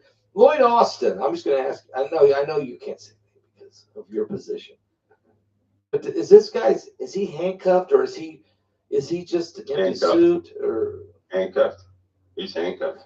Okay. He's a military guys. Right? There's no way they can. When you're in an active command status, you cannot go outside of authority. They know that. Yeah. They know that's instant. That's an instant kill. They can't do that. And so his hands are effectively tied. You can see that in the interviews. He has a desire to go one direction, but by policy he's bound, right, in support of his affiliation. Right. And it's an unfortunate thing, but that's just chain how of command. It goes. But chain of command. He's handcuffed. Yeah, he is. And unfortunately, a lot of the military is like that. So you have a lot of lower grade individuals like colonels and well, not low grade, but colonels, even full birds. They're going nuts, right? Because you have soldiers under them. They don't know who to be loyal to. They're getting, these people are talking, leadership are talking openly among the troops. That's a no-no. Right? Leadership does not talk in front of the troops. They don't. And these troops, when they hear it, they can be easily ripped or torn, right? You have a lot of racial things going on in the services right now, lots of it. You have a lot of, it's a lot going on in the services right now. And they're effectively, they're killing the American, or our resolve here. Because if our military is fractured to that degree on the battlefield, it's going to reflect that same mentality of fractured mentality. And then you're going to have these controversial orders that come through. And then ultimately somebody's going to say, hey, if you either like this side or that side, pick a side. What side are you on? You're going to have that type thing again. Okay. And it's unfortunate. Okay, let me ask you this question. Okay, so Donald Trump today was in Washington, D.C. He met with members of Congress. They were swarming around him. He held a press conference. It looked like he was president of the United States. He knows what's going on in Russia right now, in Cuba. He knows what's going on with the G7. He knows what's happening in the country. The polls are totally shifting right. All of Europe shifted right in their election, the European Union. Was he there today? He met with Jamie Dimon of Chase. He met with some of the top financial guys, the central bankers as well as the regular bankers, plus other economic guys. And he was in command. I mean, so I'm going to ask you a question. Is he position himself? Is the world position himself for this shift? Do they realize they got to make this change? What I'm saying is, does the European Union and the United States, the West, do they realize, hey, we got to get back to business because of course they, well, yeah, because of the people, right? The people, right? But here's the deal. Here's the deal. A lot of people they just want to kill the people off. No, they don't. A leader cannot be a leader without the people. The rich can't be rich without the people. They have to keep the people on board. But they don't want the people unified. If the people are unified, what was happening right before Obama? People began to learn about politics by way of the internet. I'll tell you exactly what happened. They were learning about politics. They were starting to solve some long-standing mysteries. When they became too smart, I heard it with my own ears. This can't be.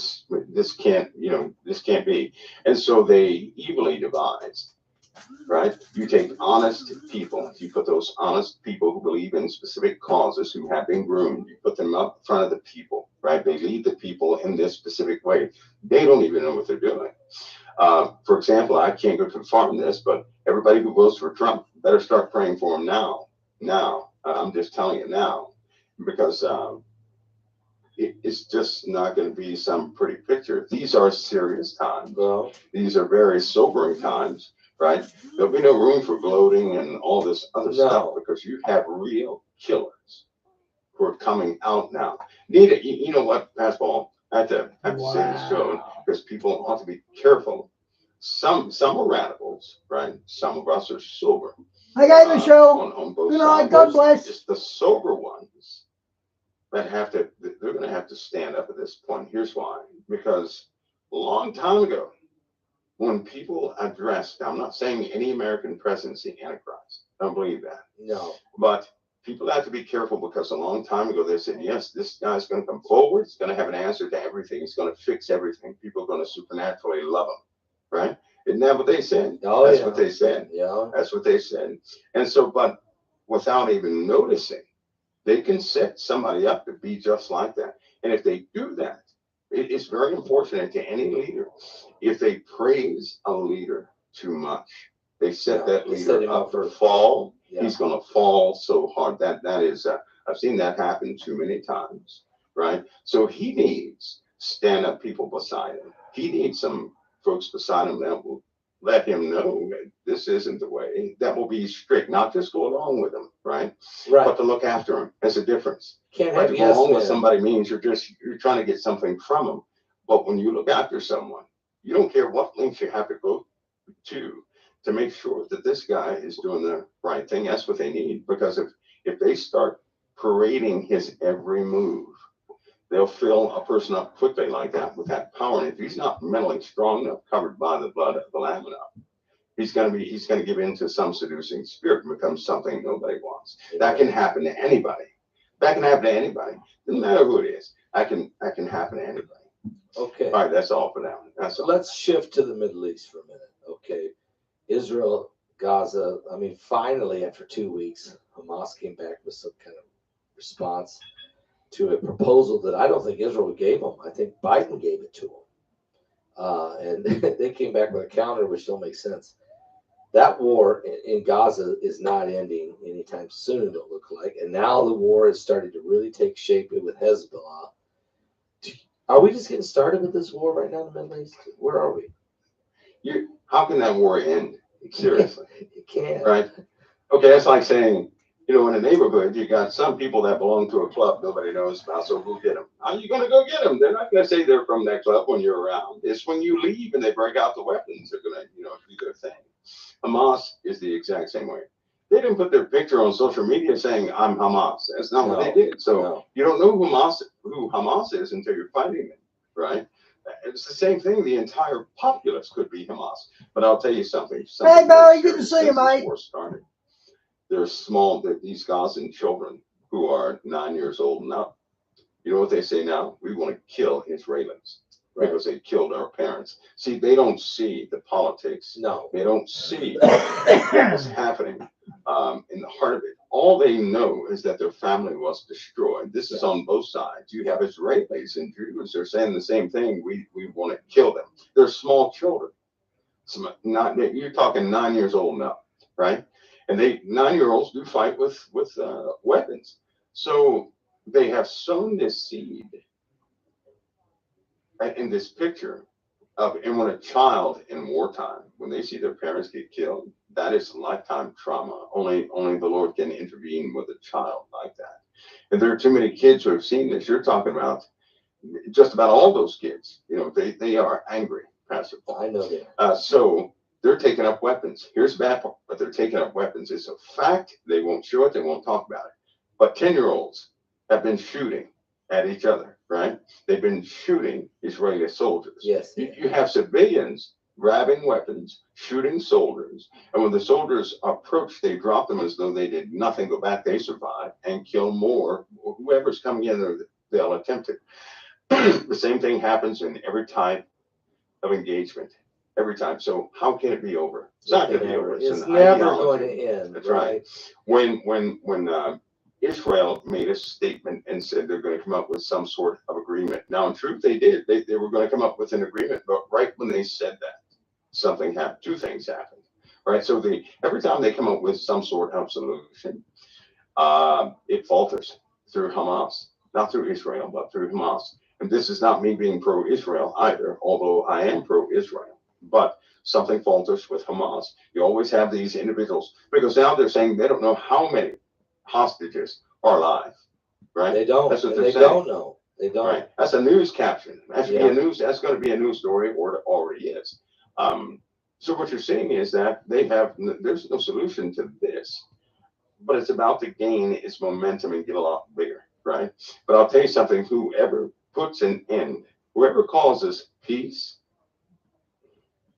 Lord have mercy.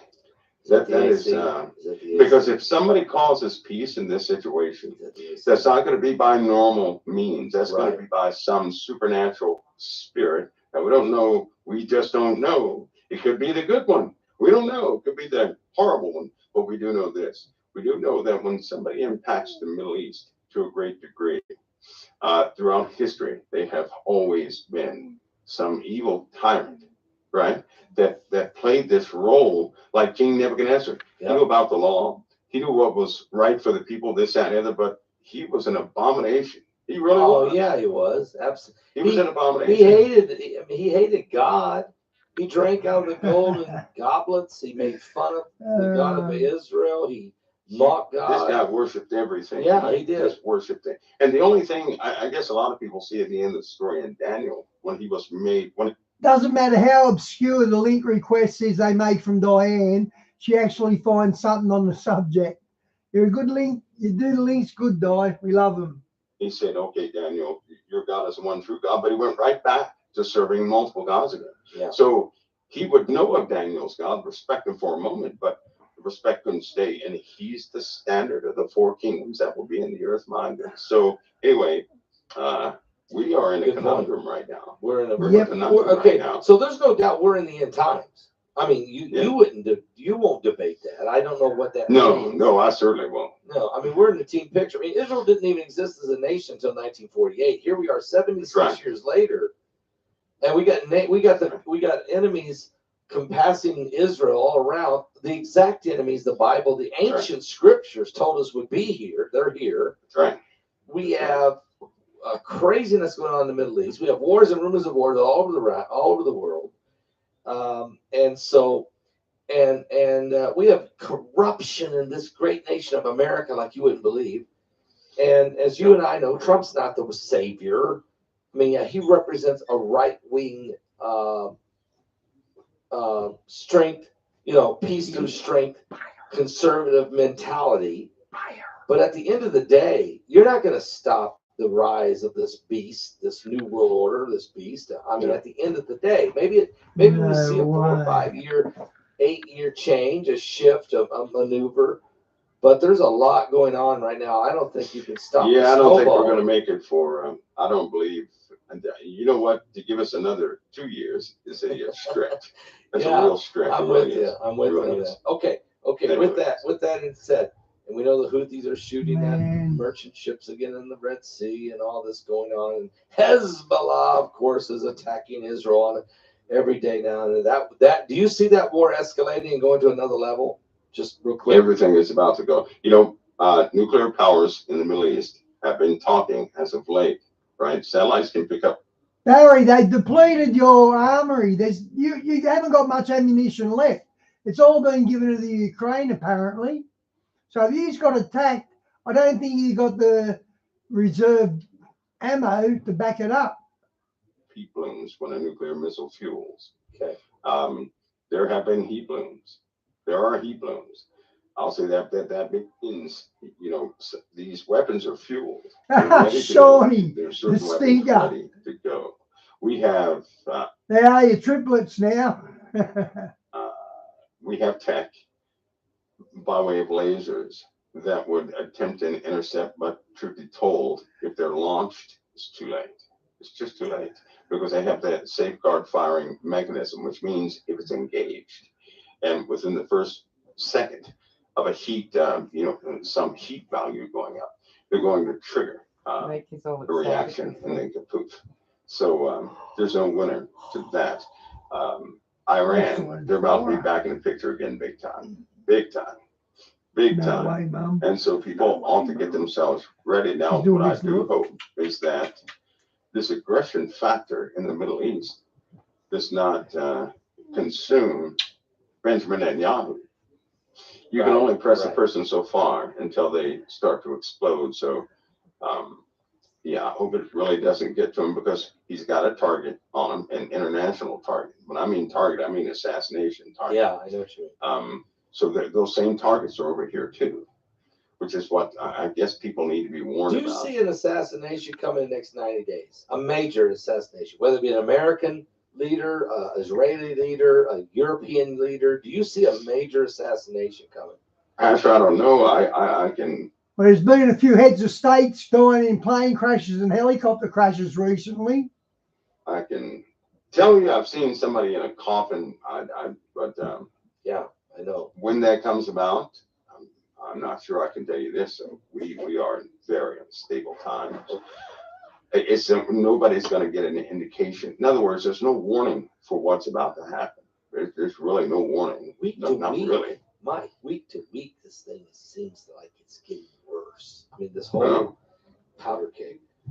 And it'll continue. But in comparison, Pastor Paul, to what it will be, even the times we live in perfect times right now in comparison to what it will be. Now, I'm often reminded of Scripture when Scripture says the living will envy the dead. That's a big statement. That's a huge The living statement. will envy the dead. How could you envy the dead? Yeah, unless you just want to die. Not good. They'll pray for death and death will flee. Okay, let's do this. Let's go to this pole shift thing. BP Earthwatch did a tremendously great video a couple days ago, and he said, I don't want to go any further because I'm not the guy that brought this forward.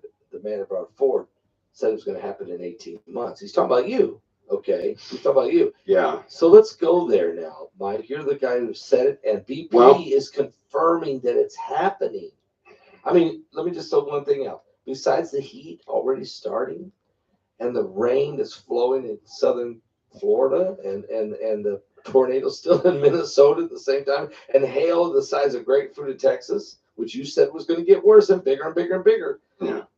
Mongolia has announced they've lost 7.1 million animals, whether they be cattle, sheep, or goats, because of what they call the DZUD, which is when the That's God taking our food supply, guys, 100%.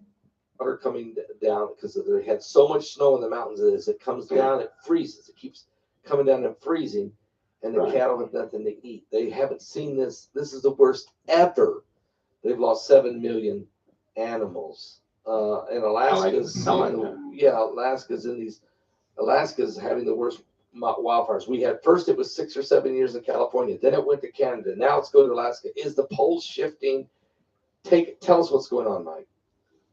Well, okay. Back in 2007, they began to track the northern pole, right, to see its movements. And everybody had their idea that okay, so what? It changes magnetically. I think everybody heard that, and they were like, no big deal, but they did further tracking. Well, they found some disturbing data. They've been following that ever since, but in 2024 it was confirmed that the pole, the North Pole, has been moving towards the east, and it's just erratic, but it's moving too far, right? So it's confirmed that the poles are moving far too fast, and right now people are scrambling right now to get a solution. They need a solution. Now, when I say a solution, here's what I mean. They need a solution to this problem because there's a lot of data to bring forward, right? First of all, there are about 4 notebooks of data. Let's put it that way. And which is why when I printed that. There's not going to be much they can do about it, though. That article, that was at the beginning, it was on June 8th. I put that article out there to give everybody a heads up, because I'm going to bring some Christian folks in this. I'm going to bring some other folks, but there are mountains of data, actual factual data to go over. Some of the fastest simulators on this planet have been on this problem in the last couple of weeks. The fastest simulators, the fastest modeling computers on the planet. Okay. The actual, and all of them are coming to the same conclusion. I have to remind you that this is from factual data, yes, but nevertheless, it's still data. Okay. There is a physical movement happening. It's going to get a lot worse. The modeling data shows you or goes through the highest probabilities of the outcome. As we currently stand, the equator is going to move 1,290 miles north. That puts it right up smack dab to us in the USA. What? Kentucky? That's where it puts it. Okay. Yeah, that is right across there. And there's live tracking data on this every single day, Fastball. Every single day. That's how serious the issue that this is such a serious issue that this is, which is why I said the disclosure of this must be, it must be factual. Okay. The data has to be perfect. It has to be timely. You have to do it with great with a lot of discipline. Is BP doing a good job? Because, I mean, he's. I mean, well, he may have his own estimations or something like that, but that article was just printed, so he probably saw it and went, "What?" They didn't match some of his data too. He did an "Are you serious?" on his son, right? Okay. But what I'm bringing forward, right? What I'm bringing forward is for the entire body of Christ. Okay. Absolute, actual, factual data. No theories. None of that stuff. The real deal. Because you're looking at this is something that could take that will, all probability, it'll take place in 1.5 years, 1.5 years, right? Wow. That's not a long time, is it? No. That's not a long time. So now, but here's what this means. There's a big wall of water around the rim of the earth, right? It's held up by inertia and forces. That's going to alter because we're having a physical change, right? We're having a physical change. Also, during this time, Jupiter's changing by a big degree. So all those who were looking at Jupiter, studying Jupiter, keep looking at Jupiter because Jupiter could suddenly illuminate. And it will be an indicator of some other dynamics that will take place. It's going to change the face of, I'd say, the northern hemisphere for a little bit.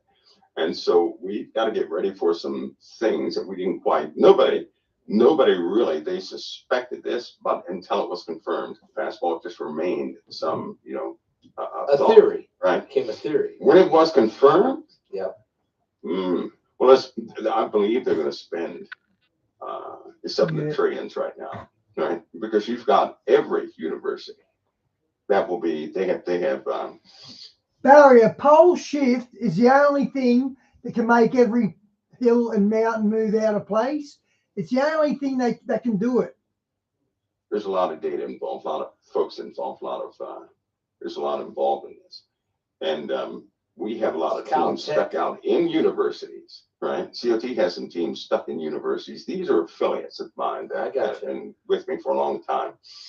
And it is it's one of those urgent deals. If we suddenly turn into an arid region, Are you using like MIT and maybe Caltech? Yeah, they'll be in it too. Okay. Yeah, all of them, they'll be in it. Okay. But if we suddenly, if the equator, it's on the move. If it is around us, first of all, we're going to lose forget about that map that the Navy printed. Okay, That's I'll forget outdated. it. That's gone. Okay. That's going to be out. In fact, every map's going to be outdated because the equator near us brings all that water up to us. that rim of water is going to be right over top of us, right? So that changes the face of the USA. This is not the destruction of the whole world or anything else, right? But it is a lot of water that's going to be displaced. This will also, while it's happening, all that water is going to move suddenly north. And we see that happening already, right? That's why on the east coast of America, there's a new flesh-eating bacterial disease, and the cases are off the chain. Why? People are getting messed up by that, People are hitting themselves on things in the ocean, right?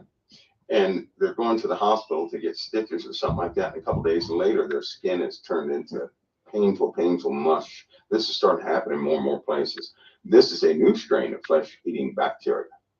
And all this is happening, but it's all these temperature changes are, all the insects are migrating, right? They're very venomous insects that they've already been spotted all the way in Ohio. You're talking about venomous spiders that normally hang down in Venezuela. They're in Ohio. No. You have there was flamingos. Spiders. There was flamingos in Massachusetts this week. For the first time they ever that. Yeah, that and the JoJo spiders. They'll spin a web over your house overnight. What? So when you walk outside, right, you're going to run into a web. These are huge spiders, about the palm of your hand. Keep talking. I'll get and okay, but they're not. The insects are migrating. Then you have some of the worst insects that are underneath the ground that are being run up. Those little earwigs, I believe they call them, right? But they're different species of earwigs. They're coming up from beneath the earth. People are having problems with these. I hate bugs. I'm just being honest with you. I don't like bugs, but they're coming up north. Some migration is already starting to happen, which gives us an indication that the earth is changing. Temperatures are changing permanently. When insects go on the move, that's a permanent change. It's not temporary. So spiders, some of the I believe it was a couple towns covered in spiders. Texas saw that. A couple towns in Texas were covered in spider webs. That'll happen in more and more places. Lord knows I can't stand them. We have waterborne diseases, brand new ones that we have no immunity to. The average person in America does not have immunity to some of the diseases in South America. We just don't. Is this because of the shift? All that's coming up towards us. Is this because of the pole shift? I mean, we're getting all these spiders and all of this. Because the climate is altering. Right. Yeah. So where it's been cold, it's about to be hot. Where it's been hot, it's about to be cold. Yeah. And this is not the first time this has happened. That was some of the more alarming news, right? And it does explain quite a few things. As this data is presented, more and more of this data is presented. Folks like BP and other folks are going to have they're going to have the best possible data they can ever have. But it will give a clear demonstration that we have physical changes happening no one suspected. Oh, and just in Talia, are they poisonous? case, some of the tree people think it's, us, we're doing this. No, we're not. We can't change the tilt of the earth, no matter how many cars we can't do that. There are parts of the sun that are changing. The chemistry in the sun is actually changing. The chemistry in the sun. So you know what that means? That means we're getting closer to an approach field of another star or another large body out there, right? Yeah. And so the chemistry of the sun is changing. Physical chemistry of the sun. So, all of us might want to get ready for that. Everything will be altering from that point. Well, we've been talking about that. It's changing. We've been talking about, of course, the sun is being severely affected by this binary system. And, I even saw a report that Jupiter was tilting. It is. And Mars was tilting. Yeah, Neptune. It's tilting too. It's the whole universe. I should say our whole solar system is drastically being affected by this incoming binary system that's on the edges, and there's no doubt. There's no question. When do you think mainstream media is going to finally admit this? Or they can't do that. I looked at them covering the news with. I'm going to bring up the Trump subject again. So he's the head of the Republican Party. Absolutely. Right? He is that nominee, and that's just the way it is. They're in great denial of this, right? Nobody cares about their complaints. At this point, nobody cares if Trump has 159,000 convictions. Nobody cares because here's what they don't care about. People don't care about the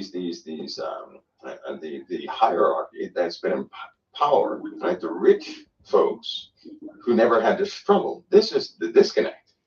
And that's what's happening. They need a person just like Donald Trump who speaks their language.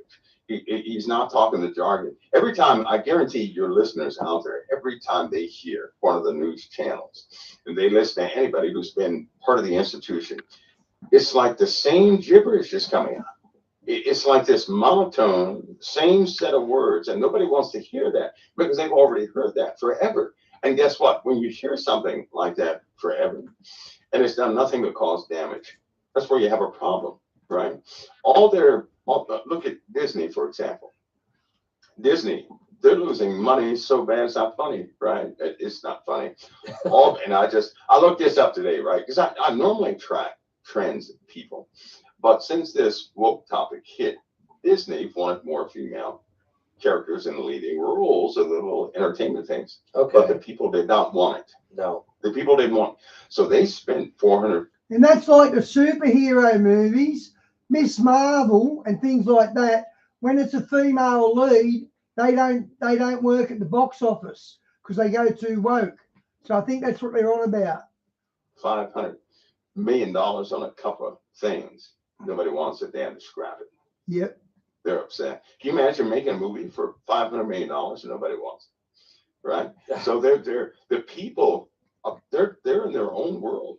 They truly believe they know what's best for the people. So you're saying this is what I'm saying. These global, they think they know what's best for the folks. Yeah, but the folks, they're not buying it. They're not buying it no more because it don't make sense. Well, part of the reason is, Mike, is they can't pay the rent.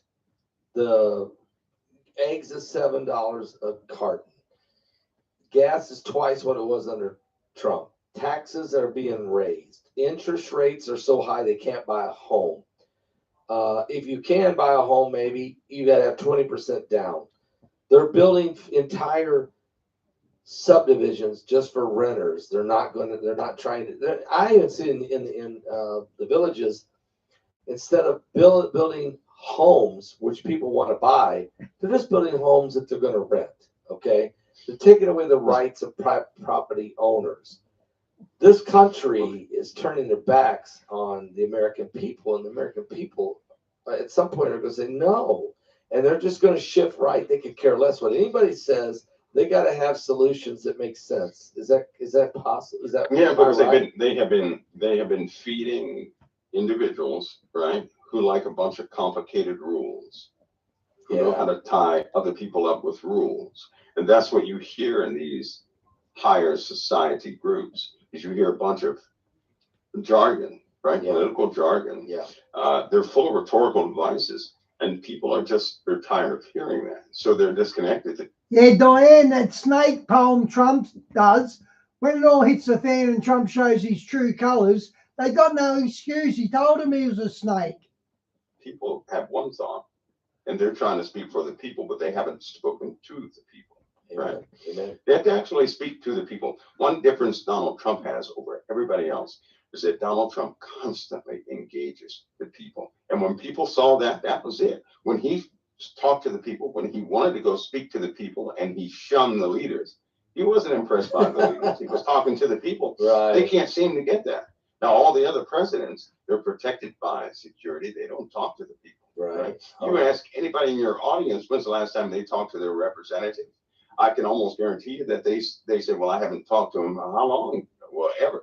Right? Ever. They don't know what the people are thinking. They don't know what they're thinking. They're not with it. But they always say, well, what the people want is, well, how do you know that? You haven't spoken to them. Exactly. You've been referring to polling data from some app. And Diane, he plays Sympathy for the Devil by the Rolling Stones at his rallies.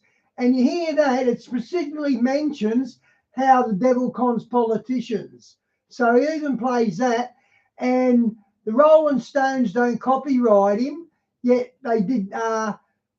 Springsteen copyrighted him for one song he used in his election campaign, but the Stones just let him use Sympathy for the Devil. Very interesting. Strike company who's collecting data from, they don't even know where they're collecting it. You can't take a poll with 5 people in it, right? and then say, well, this represents 50% of the country. No, it doesn't. That's why the polling data is wrong. They're trying to justify their position, right? So now they're just in this justification thing, but everybody ought to be warned. Okay, I don't know Rachel Madoff, Madoff, but I bet she deserves to go into a camp. I saw something. I didn't like it either, but I don't want anybody fooled. So, Pastor Paul, we know a wicked kingdom is rising. Yes. Yes. We know that the world expects a wicked kingdom to be wicked, just like on the movies they see. Yes. So I give a warning. In this day and hour, true wickedness is to give you exactly what you want. Mm. Di, that link won't load in my country, it says, that snake link. True wickedness is going to hit you in a way that you're not prepared for. For example, we know the mark of the beast is coming. Mm-hmm. See, it'd be very easy. It'd be so easy if nobody had money, right? But I'll say it again. I've seen something. And people are going to have an opportunity. No, but here be the marker. First, the credit system will change. People are going to notice that their credit score has gone up by 140 points. That's on average, on 140 points. Because they're going to knock away all school debt, all medical debt, right? All abstract debt. It's going to be gone. You're only going to have what they call true debt. True debt is what you're able to pay. You're not going to have things you're not able to pay. You get a reset. Also, not only a reset, Pastor Paul, they're going to redo all the income for everybody in this country. There will not be not one person in this country without money, without resources, without universal, every universal, right? Pay, is that what you're saying? Universal, well, they didn't call it universal. They didn't call it universal because they're. Here's something interesting. If Trump got the election stolen from him in 2020, and I actually believe he did get it stolen from him, how's he going to win the next election? How does he know they're not just going to steal that from him as well? So it doesn't really make sense. But I really do believe he got the election stolen. I watched that. I was up election night and really enjoying that because he was on. This is when I was still a Trumper. I didn't realise what was going on properly. But I thought he won the election, and I thought he got ripped off. Slip, right? If they gave people what they expected, people would be prepared for it. No. Yeah, I know you think that, Di. They're going to make people. Diane, you know that show, The Young Turks? They're on one of the channels, CNN or something. They were doing the election night, and when they went off air, they were really complaining to the Democrats. You let Trump get back in again. Wow, you let Trump get back in again. And do you remember the polls shut at 11 o'clock and open up again at 6 in the morning? That's when they done it. Usually with polls, it doesn't shut till all votes are counted. But they shut the booths down at 11 o'clock, and overnight, Biden come back and won. That's how I read it anyway. Dreams come true. That's why things are about to become affordable. Right, Pastor Paul, I hope folks are hearing me. When they get to this position, people are not going to be able to let it go, and they're going to say, listen to me. In order for you to stay on these books, you just have to, we need your loyalty to this or to that. That's going to get folks. They're not prepared for that. They're just not prepared for that. Take the mark. Right, because wouldn't it be so easy if everybody did go broke? If money was no good, this, that, and the other, right? That'd be so easy to say, no, I'm not taking the mark. Not so easy. Okay, whether I'm right or wrong, whether Trump got the election stolen or not, Trump says he got the election stolen. So in his mind, he's going to run in 2024 again. How does he know it's not going to be stolen then? Has he put anything in place to stop elections being stolen? That was my point, guys. When you just got a new house or something like that. Exactly. The whole thing is going to change. Now, what this means is that capitalism, right? The idea of capitalism is going to be a lot stronger. A lot stronger. In fact, the whole thing is going to be based off capitalism, off competition, right? The only difference is everybody's going to have a starting point that is common to everybody, beneficial to everybody. I see. A refined system. It's going to seem like somebody answered some ultimate questions. I'm telling you right now, it's evil. It's evil. It's pure evil. because people will get used to that. It only takes them a month. These days, it takes what? It takes 21 days to form a habit, or 30 days at the most, right? 30 days. Well, 7 days form, 21 days to break the common habit, right? Yeah. So people get used to that fastball. They're not going to let it go. Somebody was saying, well, what about, we don't have digital currency. I said, yes, you do. Yes, you do. Yeah. Everybody is using digital currency. Everybody's managing their money by their phones. They're doing it right now. They're not engaging the old way. That's been taken away, and people couldn't even notice it. Our habits are different now. We swipe things these days, right? We do. Yeah. And so what does that mean for a Christian? Well, you got to do the responsible thing. Christians have to remember they're under the blood of the Lamb, so they have to live life normally. Right. They still have to be responsible for their families. They got to look still out have for their to. families. Yes. They got to make sure they're not too dependent on the world, because they will weaponize the system also. There'll be whole groups of people who will be left with nothing. I'm just telling you that now. They're going to get rid of all dissidents. And why is this? Because we're about to have a few catastrophes in this world. And they're going to, everything we're going to play. Listen, these things are printed. The policies are there. The systems are set up. You've seen them. You've seen the policies. You have seen the policies, Mike. In your position, it is the future. Yes. You know, this is because future. For 12 years, at least 12 years, or 13 or 11, 12 years that you and I have been talking. Yeah. About, he would have exposed Epstein. Instead, he let Epstein get murdered in a jail. I don't even think Epstein is dead, because the body they wheeled out, the ear was different to Epstein's ear. But yeah, the perception is he committed suicide. If Trump was legit, he would have made sure that never happened. I know you're privy to the plans, and you call it, and then 16 months later, it starts to happen. 4 months later, there is a pandemic in China. So you see the plans. Phil, what's your link? That's good, because we need someone who can see the plans and can come back and say, okay, get ready, guys. Things are going to change. Here's what's going to happen. So you're right. They're going to bait and switch. They're going to lure us in, and then they're going to drop. Phil, did you see how you posted that go woke, go broke with Budweiser? Our rugby union done the same sort of thing, and it was one of the major sports in Australia. Now it's on its knees. It's completely collapsed. It's got no finance. Because they took on God. So they lost out bad. The bomb of, if you want to keep what you got, you're going to have to follow our rules. So yet until we don't have it, look, the Antichrist hasn't walked into the temple and revealed himself, because we don't have a temple yet, but they're so close to building that. Probably when this war thing is all over at some point here, they're going to, I hate it. I hope not, but I can't Whatever stop comes it. first, they're going to use it. Right. They're going to part the land or do something, and they're going to give the Jews the chance to build that temple. They're going to do it. And that Antichrist is going to finally reveal himself. But even then, when he does, the world's going to embrace him, because he's some kind of miracle worker and some kind of peacemaker. And he says he's going to destroy the world with flatteries. We can read that in Daniel.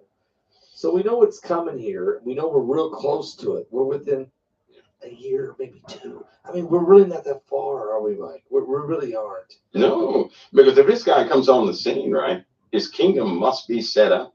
Yes.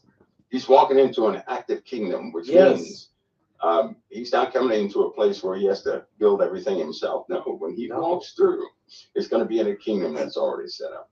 And what I'm telling everybody now is that they're setting up this kingdom all around you. I agree. Right? For me, I wouldn't want somebody I cared about being number one in this system. No way, because this is not our Father's. These are not our Father's kingdoms. In Revelation, at that one point, it says, now the kingdoms of this world have become the kingdoms of our Lord and of his Christ. So that means right now, they're not the kingdoms of our Lord. That's right. There's somebody, that's why they have so much confusion. And Satan is the author of confusion. So look inside the kingdoms, and what do you see? His fingerprint confusion. That's what you see. I quote you. So why would we? I had to cover. I mean, I don't know. I can't say. I know your name, but I can't reveal your name, and so because I promised you I would never do that. So I just call you Mike from around the world in the book, but I had to. I said, look, this guy has said some things that I have to put in here, because it's the truth. And so you're right. The kingdom of this world, Lucifer is the king of this world. He's the god of this world, even. I mean, that's what it says. And let's go to aliens, because I promised the people I would ask you about this, okay? Okay, let's go. Okay, so Harvard today announced that there are aliens living in the earth, under the ground. Okay, and they're coming up and down. The Bible says that when Lucifer was asked the question, "Where you been?" he says, "Look, I'm going up and down in the earth." It even says in the earth. So, all right, you told us this 10 years ago on one of these broadcasts that we've done here. I remember interviewing him. I was sitting at the apartment those days back in Indiana. And you said, "Oh, Paul, Pastor, listen, you don't know. There's urinals that are setting, high enough for a guy's 15-foot tall. You don't understand." Oh, my Lord, yes. You remember telling me that? And you said, "Look, they're in the earth. They're going to come. And one day we're going to talk about this morning." Like, okay, can we talk about it now? Because Harvard is talking. Sure. Okay. Aliens, are they among us? Are they in the heart of the earth? Is this the demons, the fallen angels, the reptilians? What are these things that soldiers have seen when they went to Iraq? That my son talked to guys, Canadian soldiers who saw in Kandahar, saw giants moving like cats on top of rocks. They came back to my son's outpost, and these guys were so afraid. And they said, "What are you guys scared of? Was the Taliban that bad?" They said, "No." It's the first time I've heard Paul talk about the Kandahar giant, and that's because he had his webinar a couple of weeks ago, and I'm pretty sure L.A. Marzulli was one of the guests there. Well, it wasn't the Taliban. It was what we saw. I mean, my son. When you see, go ahead. When people see a UFO and it winks in and out, right, out of existence, that people see, and they start talking about portals and stuff. Well, that same thing happens with these ancient ones. All this tangible stuff that we have, so they could take one short person, say one of these things is 3 foot tall, right? He could pluck your house over in the next neighborhood. If you so desire. Whoa. Right? Because they don't. They're half and half. All right. First of all, they're half and half. What do you mean half and half? And these craft, a real craft. If anybody has actually seen a real craft, they know the inside is much bigger than the outside. So you could see a small bubble on the outside. So we're looking at that tiny dot of light, right? Then it'll land. It'll solidify. Then you walk on the inside and it's huge. It's like walking into a mall, right? Okay. It also has living tissue in that thing, right? So really? that ship is a living entity. It's not like Hollywood. It's just not like Hollywood.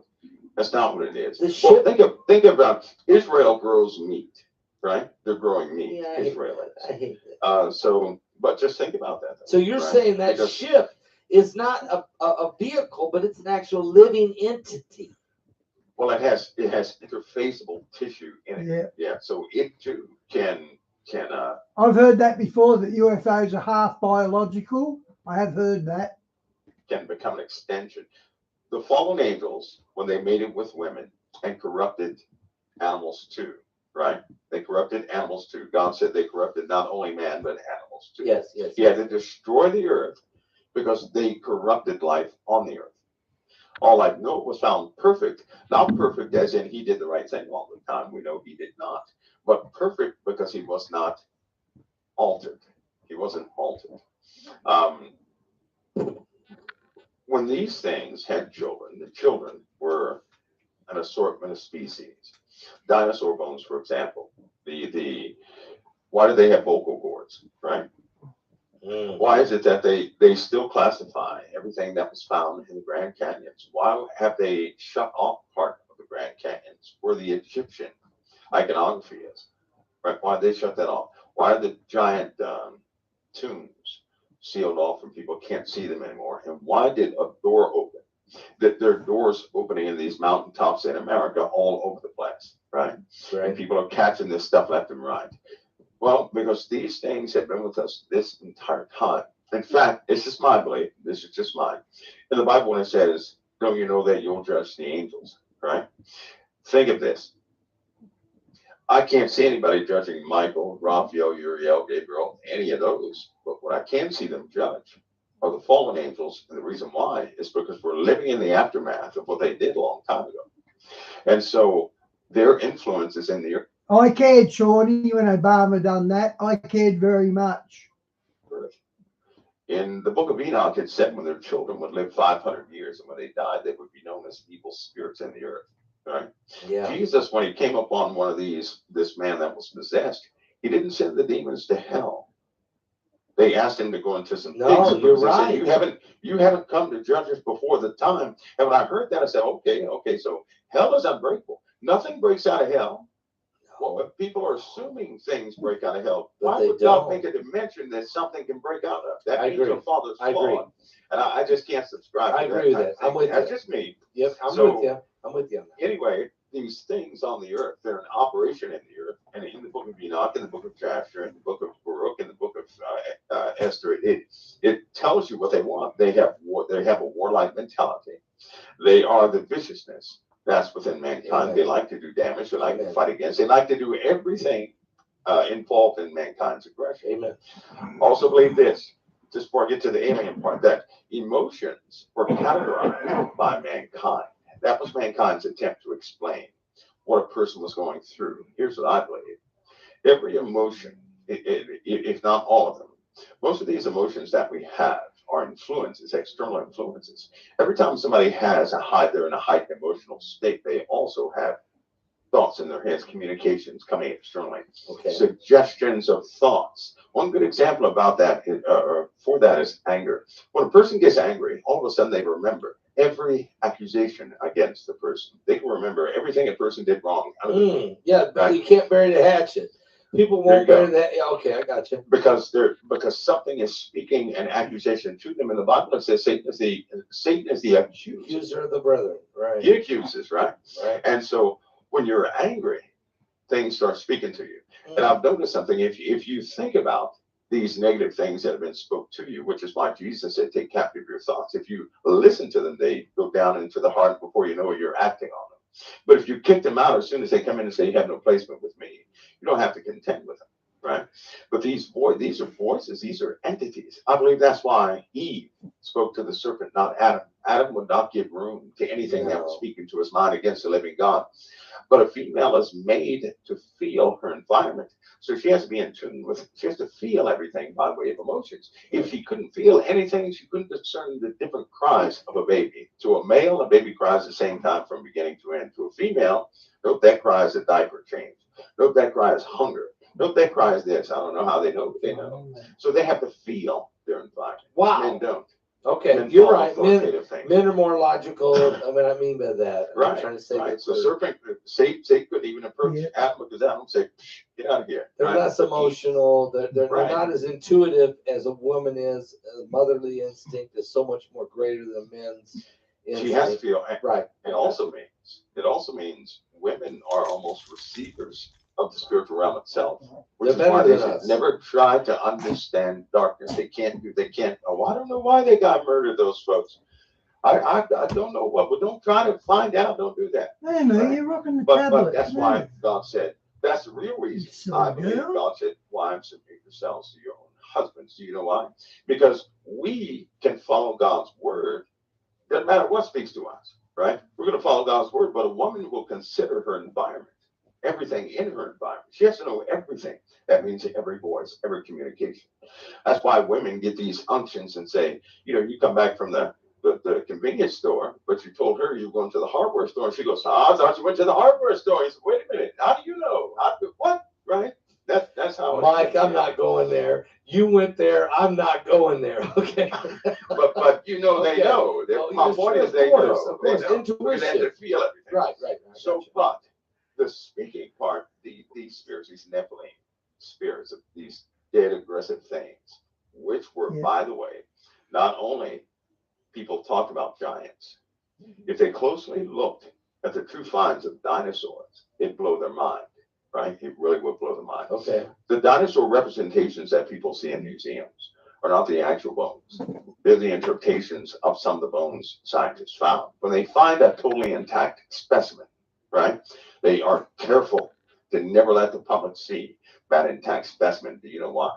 Why? Because they have some of them have the same vocal cords we have right now. What is a lizard doing with vocal cords? Because it could talk. Right? I mean, the snake, No way! Wow! serpent talked to Eve. Is that what you're saying? And these dinosaurs, what I'm saying is these dinosaurs. In the book of Genesis, when God says, not only did the fallen corrupt man, not only did giants come from men, but they corrupted animals too. I believe those dinosaurs and the diversity of dinosaurs, right, came from the fallen angels. I do not believe they're natural, a part of evolution. I'm with you. I don't believe They're that. reptilians. So they're Right? reptilians. I believe that. Okay. I believe that we're part of the fallen. So there was a enormous amount of different species on the earth that were part of them. Now, getting down to our time, right? Some of those species did not die off. They didn't. No. And these fallen angels with this UFO narrative, you go back to the 500s and you can see these three lights in the skies with a light in the middle, all the way back to the 500s. We did not have the TR3B back then. We didn't. So this triangle formation with this light in the center was seen all the way back to the 500s to this present day. These UFOs always seem to mutate to sit right outside of our imagination. For example, before people thought of blimps and balloons and all that, they were blimps and balloons, right, with bright lights on them, right, and it inspired mankind to do what? Build blimps and balloons.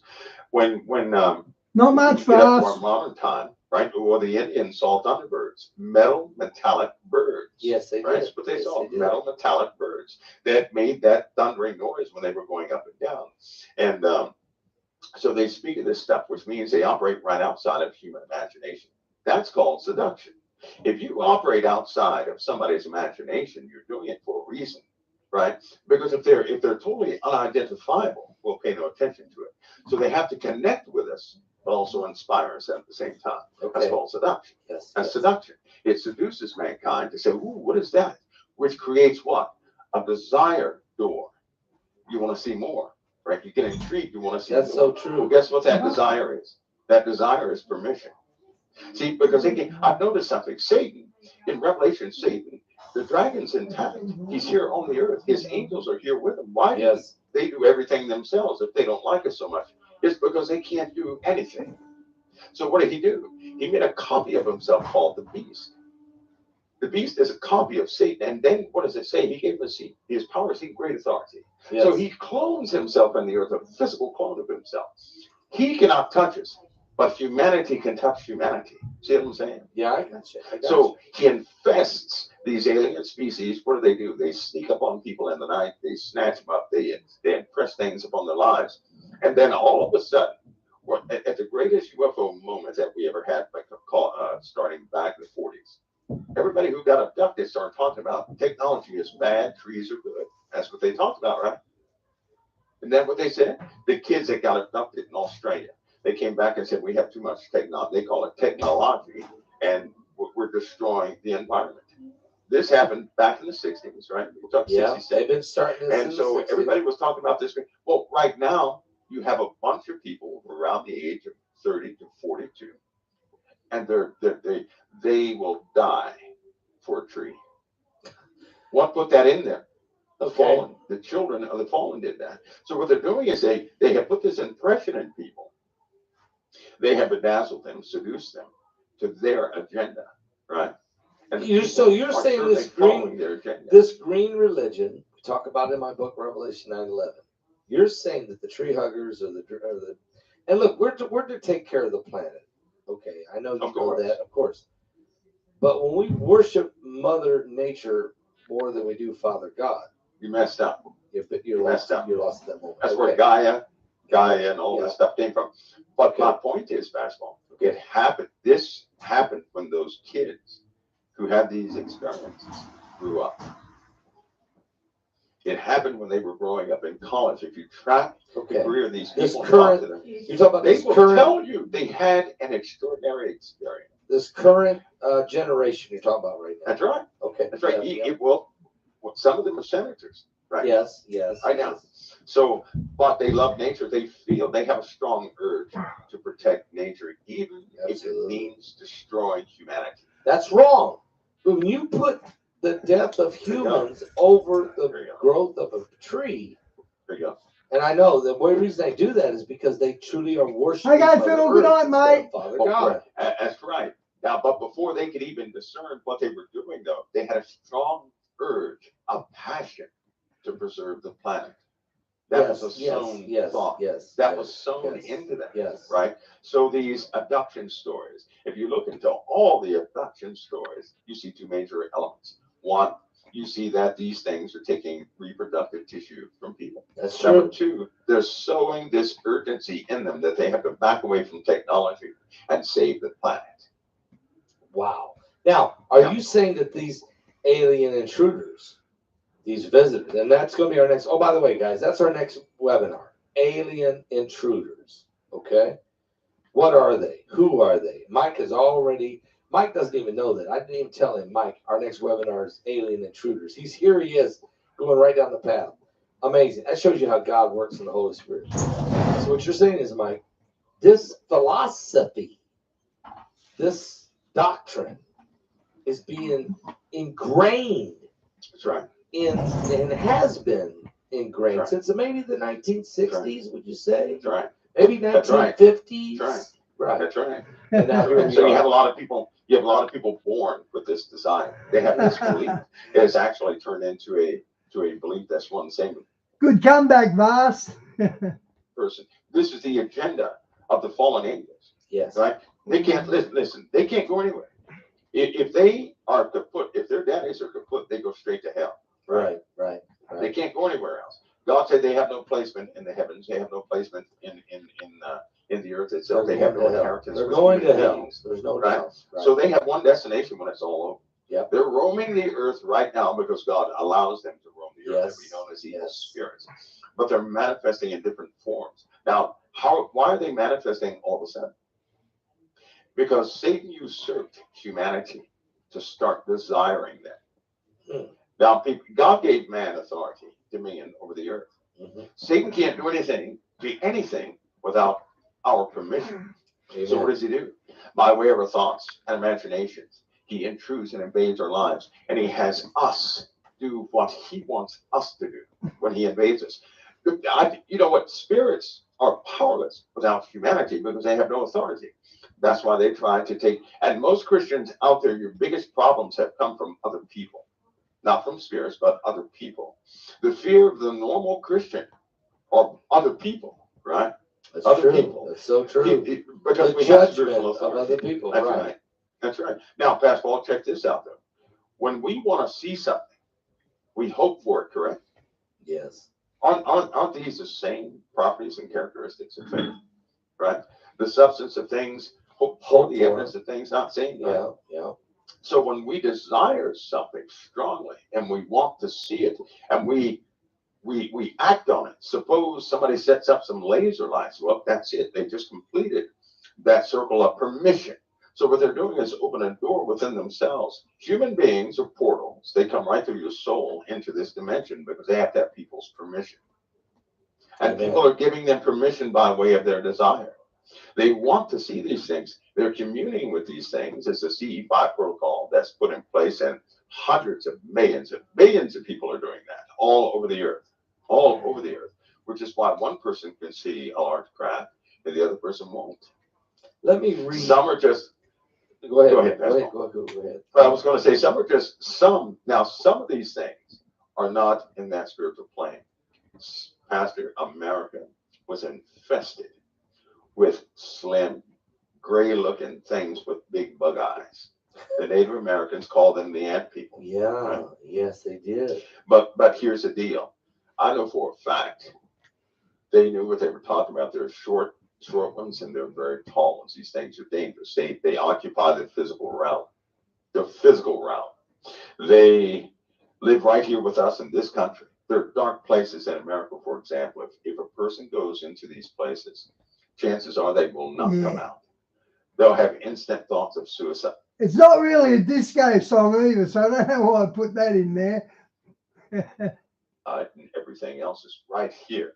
We're not talking about witchcraft or anything like that. We're talking about a force that's been here. We also have most of the cryptids are right here in this country, right? Well, of what people think they're seeing. Okay, cryptids I'll do tomorrow. Camouflage what is it? Classified cryptid creatures. It's copyrighted, so I'll play it tomorrow and then delete it.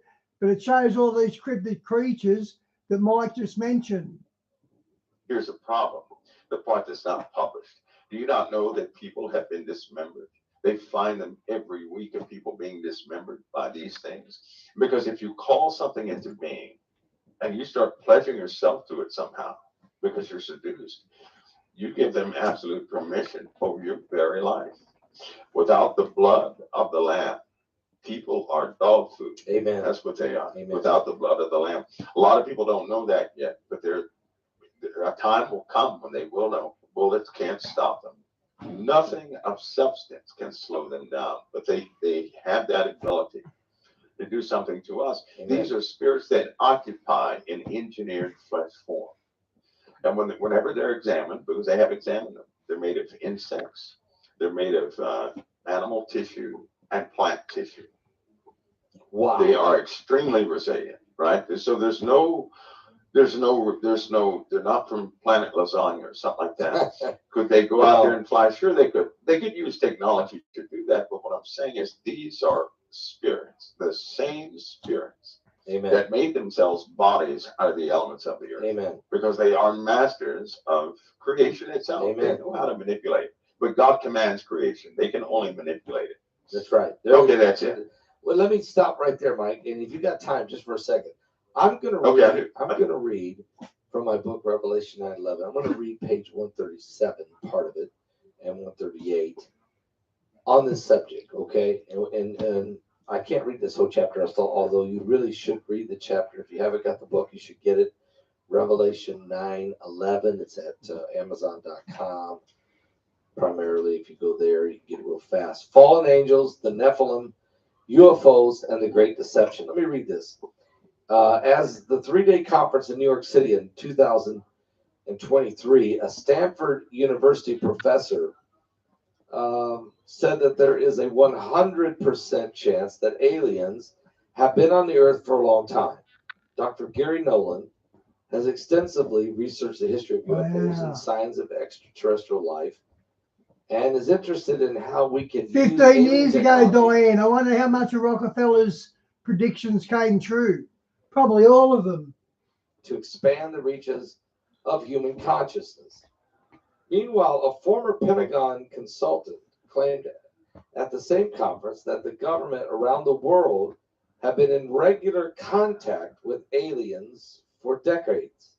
Matter of fact, Laura Eisenhower, the great-granddaughter of President Dwight D. Eisenhower, told me, and I interviewed her several times, Pastor Paul Begley, in an interview that the former president had secret meetings with extraterrestrials at military bases in New Mexico in 1950. That Laura Eisenhower, she's a big whistleblower on the secret space program too.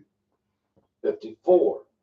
Now, in 2012, the Daily Mail ran a story about the former Pentagon consultant making the same claims, both about governments in the general and Eisenhower specifically, saying the president met with aliens 3 times on Air Force bases throughout New Mexico and communicated with them telepathically. Eisenhower, who commanded the Allied forces in Europe during World War II, warned Americans in his 1961 farewell address about the establishment of a military-industrial complex, possibly alluding to a purported secret government committee that allegedly had been keeping aliens recovered from crash sites in Nevada's Area 51, seeking to reverse engineer their technology. Now, UFO events have been going on for many, many years, according to Laura Eisenhower, and there's been just millions of reports of sightings and abductions and contacts and experiences. So I'll stop there. You'll need to get the book to read the whole thing. It's too long of a chapter. It's a pretty long chapter. It's chapter 10 in the book Revelation 9:11. But let me just say this: what you've been saying is that these reptilians or fallen angels, and I think there's different degrees of. I mean, there's different degrees of angels. So there's different degrees of fallen angels. I don't think just one group, followed Lucifer. I think he had a band. He had 1/3 of all the angels in heaven. So yeah. They're not dead. Where did they go? They're still here on. Would you agree they're still here on the earth or in the earth or wherever they're at? In the book of Enoch, 200 fell on Mount Hermon. There you go. 210, right? Okay, go ahead. Those were the ones, the Azazel and all these different names that they utilized. I'm not going to call the names, but they were the ones that were bound in the earth, right? They can't do anything. That's right. They cannot do anything. But they were only 200. 1/3 fell with Lucifer. We don't know how big that number is. That number could be bigger than the count of every star in the heavens. We don't know. We don't know. Right? We don't know. So that's a pretty big number. And they're operating here on this earth. And I believe they do come in different forms. But I know one thing. There are people who have been in the presence of these. If you ever dream and some demonic forces in that dream, right? You can almost, when that power is in your dream. Amen. Right? Yes. They will get into your head. They will, because that telepathic communication, they communicate by way of emotion, just so you know, right? So it's not like words exchanging. It's a knowing. It's an intuitive knowing, right? How do they know that? Because people can do that all day long. They can. They just refuse to do it. Anyway, that's another subject. But these things, they're looking for a place to. Some are looking for a place to possess, right? To invest, to possess, to do things in it, because they can't do anything outside of a physical form. They have a hunger and a thirst to maim. They have a hunger and a thirst to cause confusion, all sorts of things. They love legalism. These things love legalism. Yeah, wow. You'll find them in all sorts of authoritative positions. They're accusers. Right? Which is why. Right. Yeah, which is why they also, how a lot of people say, you have some people out there, they have their narrative, right? I do not side with the folks who believe in, because Zechariah Ascension, I have to throw him out to lunch. I understand. Right? And the reason why is because I've seen the interpretations that the government recovered. The full interpretation. He didn't have the interpretation capability we have today. So he got some of it right. Time out. But he didn't get all of it. You've seen the government interpretations that I've seen the real deal. Yeah, but Jeremiah Ascension did not get the chance to see. Right, I've seen the real deal. And so they have compiled. His philosophy then wouldn't be absolutely correct because you it's the not. actual data. Okay, it's not. Okay. I have, and Pastor Paul, this is an irritating part because if you knew of elements in the earth, right, that nobody else knew about, nobody talked about it, yet you heard good people speak on the only thing they could access, that would irritate you to pieces because you would want them to have the whole truth, knowing that if they can extract the truth from the little bit that they do have, right, then certainly if they had the whole thing, they could take the error out, get the story straight, and then educate everybody else. That's part of anybody's irritation that has half of a good heart that has been exposed to some of this information. And anybody who's ever been in that position, they'll probably end up, kicking the bucket or something will happen to them because they're going to do everything they can to make sure that some of these good people get the accurate information. When you don't know about, if something doesn't exist to the public, they'll never incorporate that into their views of what life is. Wow. I'm telling you right now, there's some missing elements that if they were incorporated, it would clarify, it would just clear up so much, right? That's true. It would help the body of Christ a whole lot. We wouldn't be guessing so much. Right. That's right. And because they're absent, people, their faith is waning. Just by knowing what they're protected from. If they knew the tenacity of some of these quote unquote spirits, I'm going to call them that. If they knew what they were really prone to and what they could really do, there'd be not one person who believes in Christ that wouldn't be thankful every day. Everybody would stop complaining. Everybody. Amen. Right? Everybody would. I personally, but the people. I never picked up the 33. Wow, good pickup. Well, here's something unfortunate. The people that don't have a relationship with Christ, they're going to have to face them anyway without the protection of Christ. Bullets are not going to work. Howitzers are not going to work. Saber rounds won't work. Lasers won't. Nothing's going to work, right? These things are going to come out the woodwork like insects all over the place. And they have one, these things have a one-track mind. And they are, just to be in the presence of something like that will freeze your flesh up. Let's put it that way. It's almost like they can temporarily take control of your flesh. Yeah. And that's, people call that oppression, the different levels of things like that, but that's simply their presence. The civilian world says, oh yeah, when a spirit is close, it takes them a lot of energy to do this. No, it does not. They're chaos. These things operate in the absence of light, right? In the absence of light is a massive potential for everything. Think about that. Without order, you have to be everything that can be. Darkness has a potential to be everything, but ends up being nothing because it has no order. Amen. Light is the order. Light is the commanding order of all elements into something usable, right? Something you can touch, feel, something with discipline, something with obedience in it. Okay, Barry, I never knew that about the 33rd degree parallel. Wow. Darkness is without obedience, though it has a potential. That's why scientists go nuts thinking about dark matter, right? Because they know that the air that's all around you weighs more than you do. Isn't that funny? Amen. If you were to build a box around you, right? Well, for number one, do you not know that you have more holes in you than you have than you can possibly believe? Yeah, because our molecules are floating. They're not, and nothing is connected. That's right. Nothing is connected. Nothing is connected. Right. So there's a force holding that together. CERN is they're just beating a dead horse trying to find out what holds that force together so they can undo it and do what they want. That's much like God's command. And as it turns out, it's the basis of light itself. It's so funny. Light is holding everything together. That's so funny. That's just funny to me. Anyway, but darkness, Pastor Paul, right? Here's what they found out. 1 inch by 1 inch cube of darkness, which is the absence of light.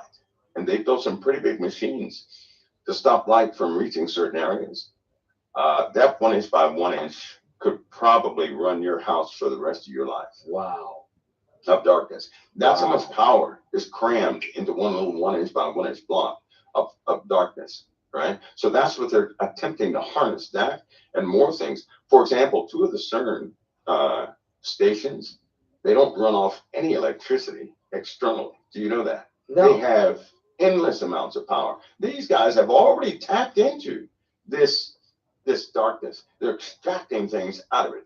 And that one presentation I did, I told you that when they take stuff out of darkness, God has balance. And that means things of light are going to start disappearing. So the light will vanish and the darkness will increase. And what have we been saying? Because these guys are actually doing this. They're doing it. They're doing it. They plan on replacing all nuclear facilities with this, right? With CERN? Put this in a battery or something like that. Really? I wonder if they'll pull that off. I wonder if they'll get tired. Well, if they can build an 800 horsepower motor that you can hold in your hand and this electric, they can pull it. They've got some things you wouldn't believe. There's no mystery to anti-gravity devices because they're not anti-gravity. They're not. Because what is it? It's because it's magnets. Everybody has anti. Is it magnets? Sound. Is it magnets? It's sound. Sound. Think of something. Sound. Sound at a very low frequency, right? It can be 10 billion watts, and it wouldn't even bother you. Isn't that funny? Because you can't hear it. It's true. You can't hear it. You don't know it. 10 billion watts, and you can't perceive it. You can't hear it. If it's low enough, it's going to do nothing, right? How do we know that? Because the Earth does that all day long. You know they harness that. You know what happens when you oppose frequencies? You get a violent separation. People can do that with speakers. If they could put a battery and a signal generator on one speaker, right? Do the same to the other speaker and start playing around with the signals. When they hit around the 10 hertz level and they apply a little power to both, do you not know they can shoot one speaker about 500 yards? Good night, Shawnee. God bless. One little AA battery. Now, how's that possible? That doesn't even add up. Frequency. That does not add up in physics. Frequencies. Is it Sound, that's right. sound? Because what you're doing is you're riding a wave that's already Yeah. there. It's already There's there. already power. You're just potential hijacking there. it. And You're tap just into it. That's you're right. jumping on. That's Okay, right. I got you. I got you. So these spirits, these dark spirits, when they come around and people experience lights going out, things like that, right?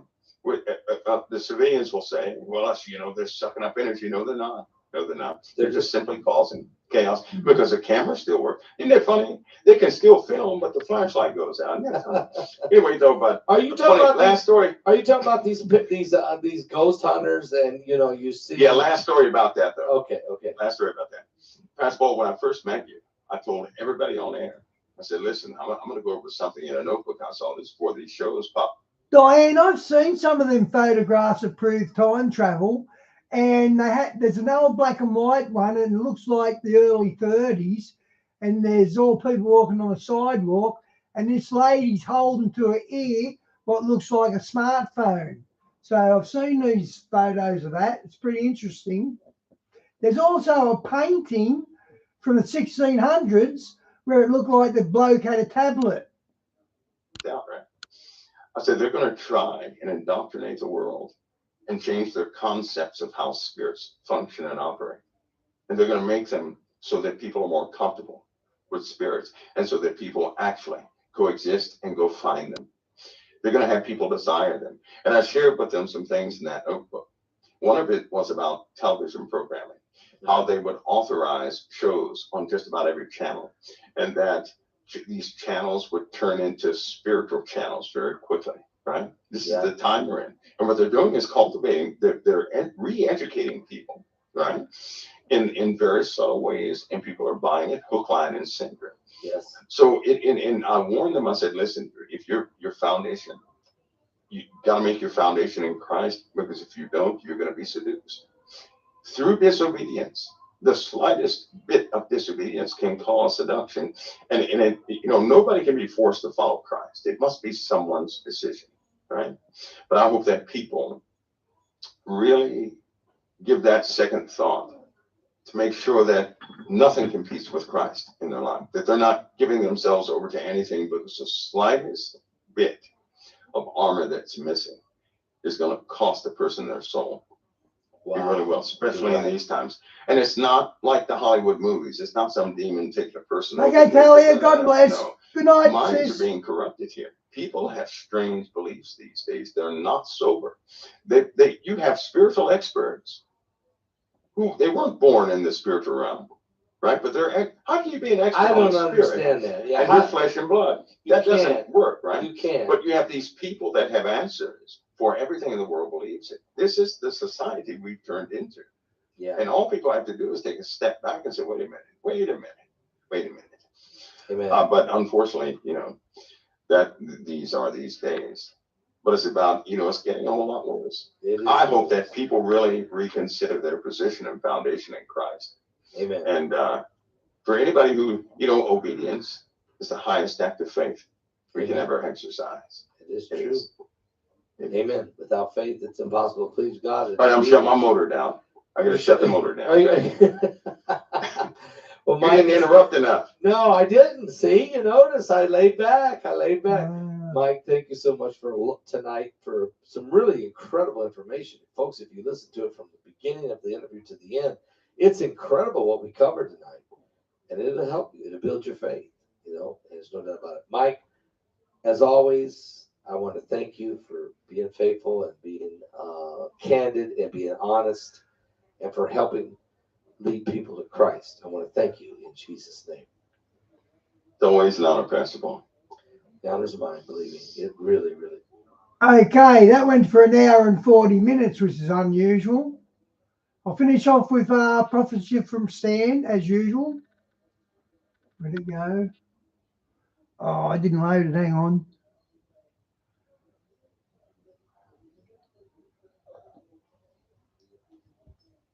Okay, loaded it.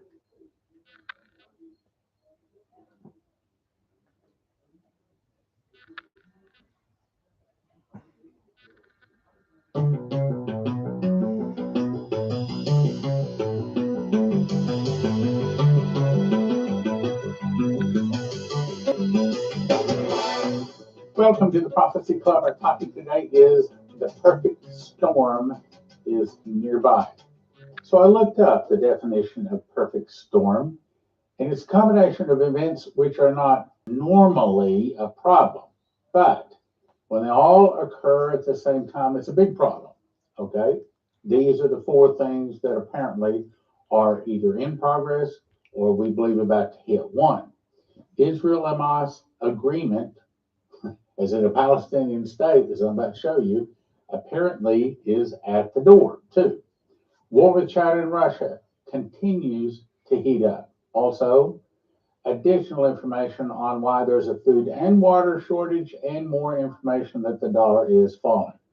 I'm not saying Jerusalem Post is going to be the newspaper, nor this headline will appear in 2024 that says Russia's in Palestinian state, but we are watching for it. And according to these two guys, they think it might not necessarily happen before the 16th of June. It might be after that, but come find out, it was actually negotiated during the counting of the Omer, and so that's why the headline, counting of the Omer, might appear. Now, on to Israel. This is big. This is from Reuters. Hamas says it accepts UN-backed Gaza truce plan. U.S. cites hopeful sign. Now, you see, Israel has agreed several times to an agreement. It has been Hamas the whole time that has been holding this up. Well, it says now Hamas accepts a UN resolution backing the plan to end the war with Israel and Gaza and is now ready to negotiate details. Well, of course, you heard the old saying, the devil's in the details. So it might be close. It might not be close yet. Anyway, it won't be close. So it says, but Qatari and Egyptian mediators have not received formal replies from Hamas or Israel to the UN-backed truce proposal. And goes on to say Blinken met with Israeli officials on Tuesday in a push to end the 8-month-old Israeli air-ground war against Hamas that has devastated Gaza a day after a very pro-Israel guy. After President Joe Biden's proposal for a truce is approved by the UN Security Council. On Tuesday, Hamas official says it's accepted a ceasefire resolution, is now ready to negotiate over the specifics. This required a formula stipulating the total withdrawal of Israeli troops from Gaza and a swap of hostages held in Gaza for Palestinians jailed in Israel. So we will see. In other words, I think Israel is not going to do anything until they're willing to release all of the hostages. The problem is and rightly so, they got your hostages that they done as an act of war. You don't go easy on them until they give the hostages back. And the whole world's crazy to think that Israel's been warmongering by what they're doing to Gaza. Give the hostages back, Gaza, and then we'll negotiate. Generally don't get a one-for-one. In other words, one hostage released for one Palestinian. It's more like one hostage for 250 Palestinians. So not an even deal. But again, the prophecy says that Israel will agree, but it'll be a temporary measure to allow Israeli time to strengthen the military. So it goes on to say the official repeated Israel's long-standing stance that Hamas military and governing capabilities in Gaza must be annihilated and all hostages freed, with Gaza posing no threat to Israel in the future. Yeah, right. Now let's talk about war. Ukraine aircraft strikes interior Russia with West-supplied weapons. This is exactly what we've been expecting, okay? And Russia now has cause, as soon as this happens, and now it has apparently happened, they have cause to attack America. Ukrainian fighter jets have fired NATO missiles at a target on Russian territory for the first time in this war. A Russian commando node was hit on Sunday in the area of Belgorod. Expect a massive response from Moscow. NATO continues to use Ukraine to launch its attacks on Russia. The conflict between Ukraine and Russia is deteriorating so fast and on so many levels due to NATO interference, we are causing the war. If we would just pull out and let if we were to pull out of Ukraine and let Ukraine fall, as in my opinion ought to happen, then no problem. But you see, the West, all of these articles, all of them, several different places, they're all saying the problem is the West. They're all saying the West is causing this war to escalate. Many levels due to NATO interference. That Serbia's president openly warns World War III in Europe. We are months away from a full-scale war between NATO and Russia. Now, I don't think it's that close, but again, we know it's not going to happen until there's an internal revolution in America, and that may be happening this year. But anyway, let's go on. All signs point to a major war in Europe. We're heading for a major catastrophe, and it seems that the train has already left the station and can no longer be stopped. That's big. No one in the West is talking about peace anymore, only more war. The West thinks it can win and take out Russia. I think the West is wrong. This is Hal Turner talking, which, by the way, I agree with this part. Both sides now believe it is an essential threat for them, so I don't think they will find a solution other than war, and everything is at stake, and we know where it's going. It's too bad more people won't listen to God's prophets, but Israel did the same thing. Israel made the same mistake. If you read the Old Testament over and over and over, God sent prophets. Israel wouldn't listen. So they went into judgment. They went off into Babylon. They were killed. There was some bad thing happened to them. Same thing. America is not listening to God's prophets. In Europe, the leaders act as big heroes, but they're not honest and do not tell their citizens that they will all pay a big price if it comes to war. We agree. Our government, our media is lying to us. I'm so sick and tired of being lied to. So this is what Turner says. It's been well over a year since the collective West announced F-16s for Ukraine. Since that moment, I said and repeated ad nauseum that Ukraine will never get F-16s because they do not have the airfields and the maintenance to operate them. The simple fact is they will have to use F-16 from NATO bases. Also proves that those jets will have NATO pilots. I hope you're listening. Okay, this is why Russia is going to attack us. And of course, we know it's actually God's hand because of the sins of America. Because once those F-16s start hitting Russian targets, well, it will mean expanding World War III, which already has started. It's not really hard to understand that once Russia hits those NATO airfields, which they will do, World War III goes beyond Ukraine. Hence, there is no point in training Ukrainian pilots. Well, the other article just said that's already happened. He says, I was right. NATO forces started direct attacks against Russia at the end of last month when they gave the green light to Ukraine to use Western weapons to strike inside Russia. We all know that NATO troops are doing it, not Ukraine. Wow, that's a big statement. This is another article. Russian naval group is now off of the shores of Melbourne, Florida. See that green there? Okay, that's one of our planes flying around in circles, following a Russian submarine underneath it. He says the United States and NATO vassals are making more and more trouble for Russia inside Ukraine. So now Russia is demonstrating to us that they can make trouble for us here inside the United States. While what we are doing in Ukraine is causing the deaths of Russian soldiers, Russia has not yet decided to bring death to our people. Notice I said yet. This is what the U.S. Congress and the U.S. President are causing. While they play the sport of kings, meaning war, we, the American people are the ones that are being endangered here inside our own country. If we get attacked here inside America by Russian forces, the sole and exclusive blame rests on members of the United States House of Representatives, the United States Senate, and the present illegitimate occupant of the presidency, he says. They have been warned over and over again by Russia to stop what they're doing. We've talked about it. We've read articles. Yet Congress not only ignores the warnings, they up the ante to do even worse things. Sooner or later, once the Russians have had enough, they're going to show us just how powerful they are, if not more than we are. And I believe that they are more powerful in America right now. This was on one of the Russian state TVs. Now, what I want you to look at is here. It's saying Russia is now putting their weapons in these areas, right up next to America. So I looked it up, and this is the areas. Just like it said, Russia, okay, that's not on the map. Russia, Cuba, Nicaragua, Central America, all of this is Central America, okay?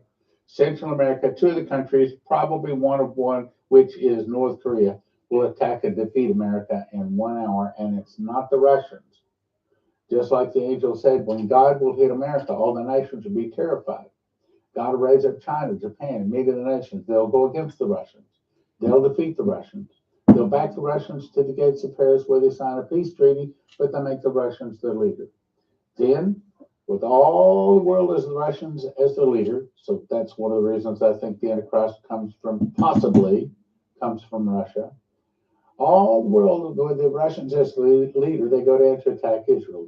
Israel can't counter the help of the Jews in America, so she cries from the side, Jesus returns on the clouds, and it's Armageddon. Okay, now, North Korea's leader's sister, his sister, warns of a new counteraction against South Korea. In other words, what they're saying is they are trumping up reasons. This is not the first article we've had on this. North Korea is trumping up reasons to attack South Korea.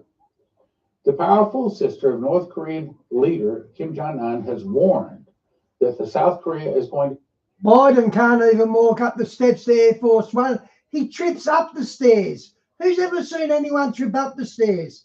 I've seen people trip down the stairs, but he trips up the whole stairs. He's so clumsy. To be facing an unspecified new counteraction. Okay, in other words, what's that? In other words, count on an attack from North Korea. By the North, it keeps sending, of course, if you can read the whole article, it just says that these two brothers have been fighting each other for many years. Wrongly. China issues nuclear statement to U.S., and of course, we're not going to listen. China has accused the U.S. of undermining, so this is China and Russia, saying the West is starting this war. Accused the U.S. of undermining nuclear disarmament and should reflect on its behavior regarding non-proliferation. In other words, you should not be putting all of these arms in places that can threaten us. The criticism by the Chinese embassy in the U.S. was in response to a senior White House aide that Washington may have to deploy more strategic nuclear weapons in the future to deter the threats of Russia, China, and other adversaries. We're causing the problem. America is causing the problem. Both Russia and China are saying it. But an unnamed Chinese embassy representative told the state-run TASS news agency that the comments showed how Washington is, quote, is undermining nuclear disarmament and non-proliferation regime and should stop doing it. But we keep doing it. In other words, evil in high places in America are actually causing the Russian bear to get angry, just like Dmitry Duduman was told. Washington is undermining. Washington is causing the problem. The Chinese embassy statement said that the U.S. clings to a first-use nuclear policy. Wait a minute, what? The Chinese are saying that we have a first-use nuclear policy. In other words, our adversaries, forget what we say, they say that we will actually attack them first. Now, it doesn't make any difference what we say. What makes a difference is what they believe. So both Russia and China believe that America will use nuclear weapons first. Now, what does that mean? It means that they got to use them. And with Biden in charge, that's actually can happen. Before we use them, which is what the prophecy says. It is withdrawn from treaties, talking about the West, withdrawn from treaties and organizations concerning arms control, enhanced the NATO nuclear alliance, and expanded cooperation with the allies on advanced military technologies. both China and Russia say we are the problem, and we're not listening. That's the reason, if you don't have one of these, got one right here, recommend you go to empshield.com. Now, if you get hit one of those big ones, the big nuclear weapons, doesn't matter. But this is great to protect you from some kind of a suitcase nuke that's maybe will just fry your computer chips. But if you want your car to start, if you want your computer to still work, empshield.com. Promo code prophecy gets you a $50 discount and it helps your prophecy club. All right, on to the next topic. Food and water shortage. No farmers, no food. Globalist war on food is ramping up.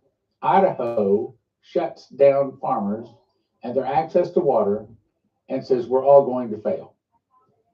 This is not the only article. Here's another article.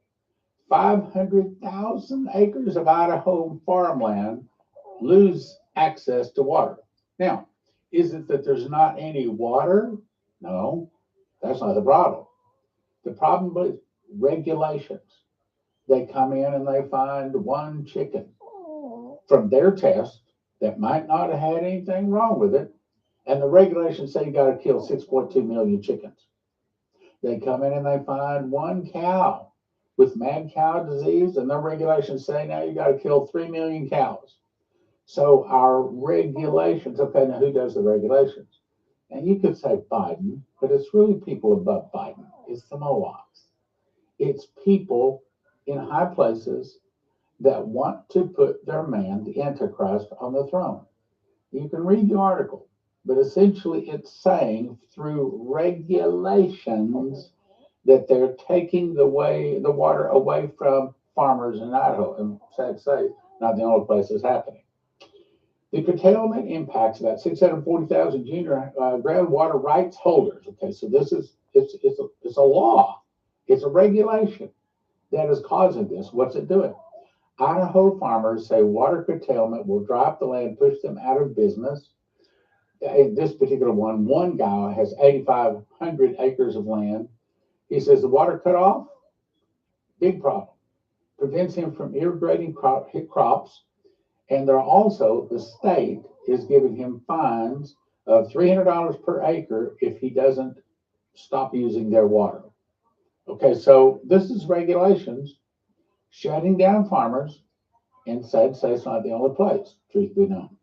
Truckers who ship the products harvested by local farmers would be forced to freight in those products elsewhere, resulting in high prices. Tractors and other equipment that many other farmers lease from these dealers, so it's negatively impacting the whole area. We hire extra drivers to get liquid fertilizer and chemicals. They've already paid for the fertilizer. They've got contracts with wheat companies. And if they don't provide the wheat, they have to go out and buy the wheat to fill that contract. Without a hay crop, farmers can't sustain cattle, which in turn impacts the quality of beef and beef prices. So regulations, I hope you're listening. Regulations are taking away your food. Food you ate last year might not be there this year and probably won't be there next year. Higher prices, expected. Drive residents out due to high property taxes. Schools in smaller rural areas might close. My suggestion, josephskitchen.com. So right now they're overstocked on red wheat. They want to get rid of the red wheat. So,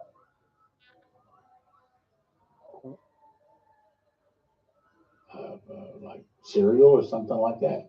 So my suggestion right here, josephskitchen.com. Get it while they're doing. Okay, guys, he's plugging his products now, so I'm going to hang up. Tomorrow I might do cryptid chemtrails. There's some really creepy creatures caught on chemtrails, so I might do that tomorrow. Okay, guys, God bless. A summer blowout. Very good deal. Very good deal. Very good food. Okay, on to the next one. Okay, the next topic, death of the dollar. Now, I covered this the other day, but the point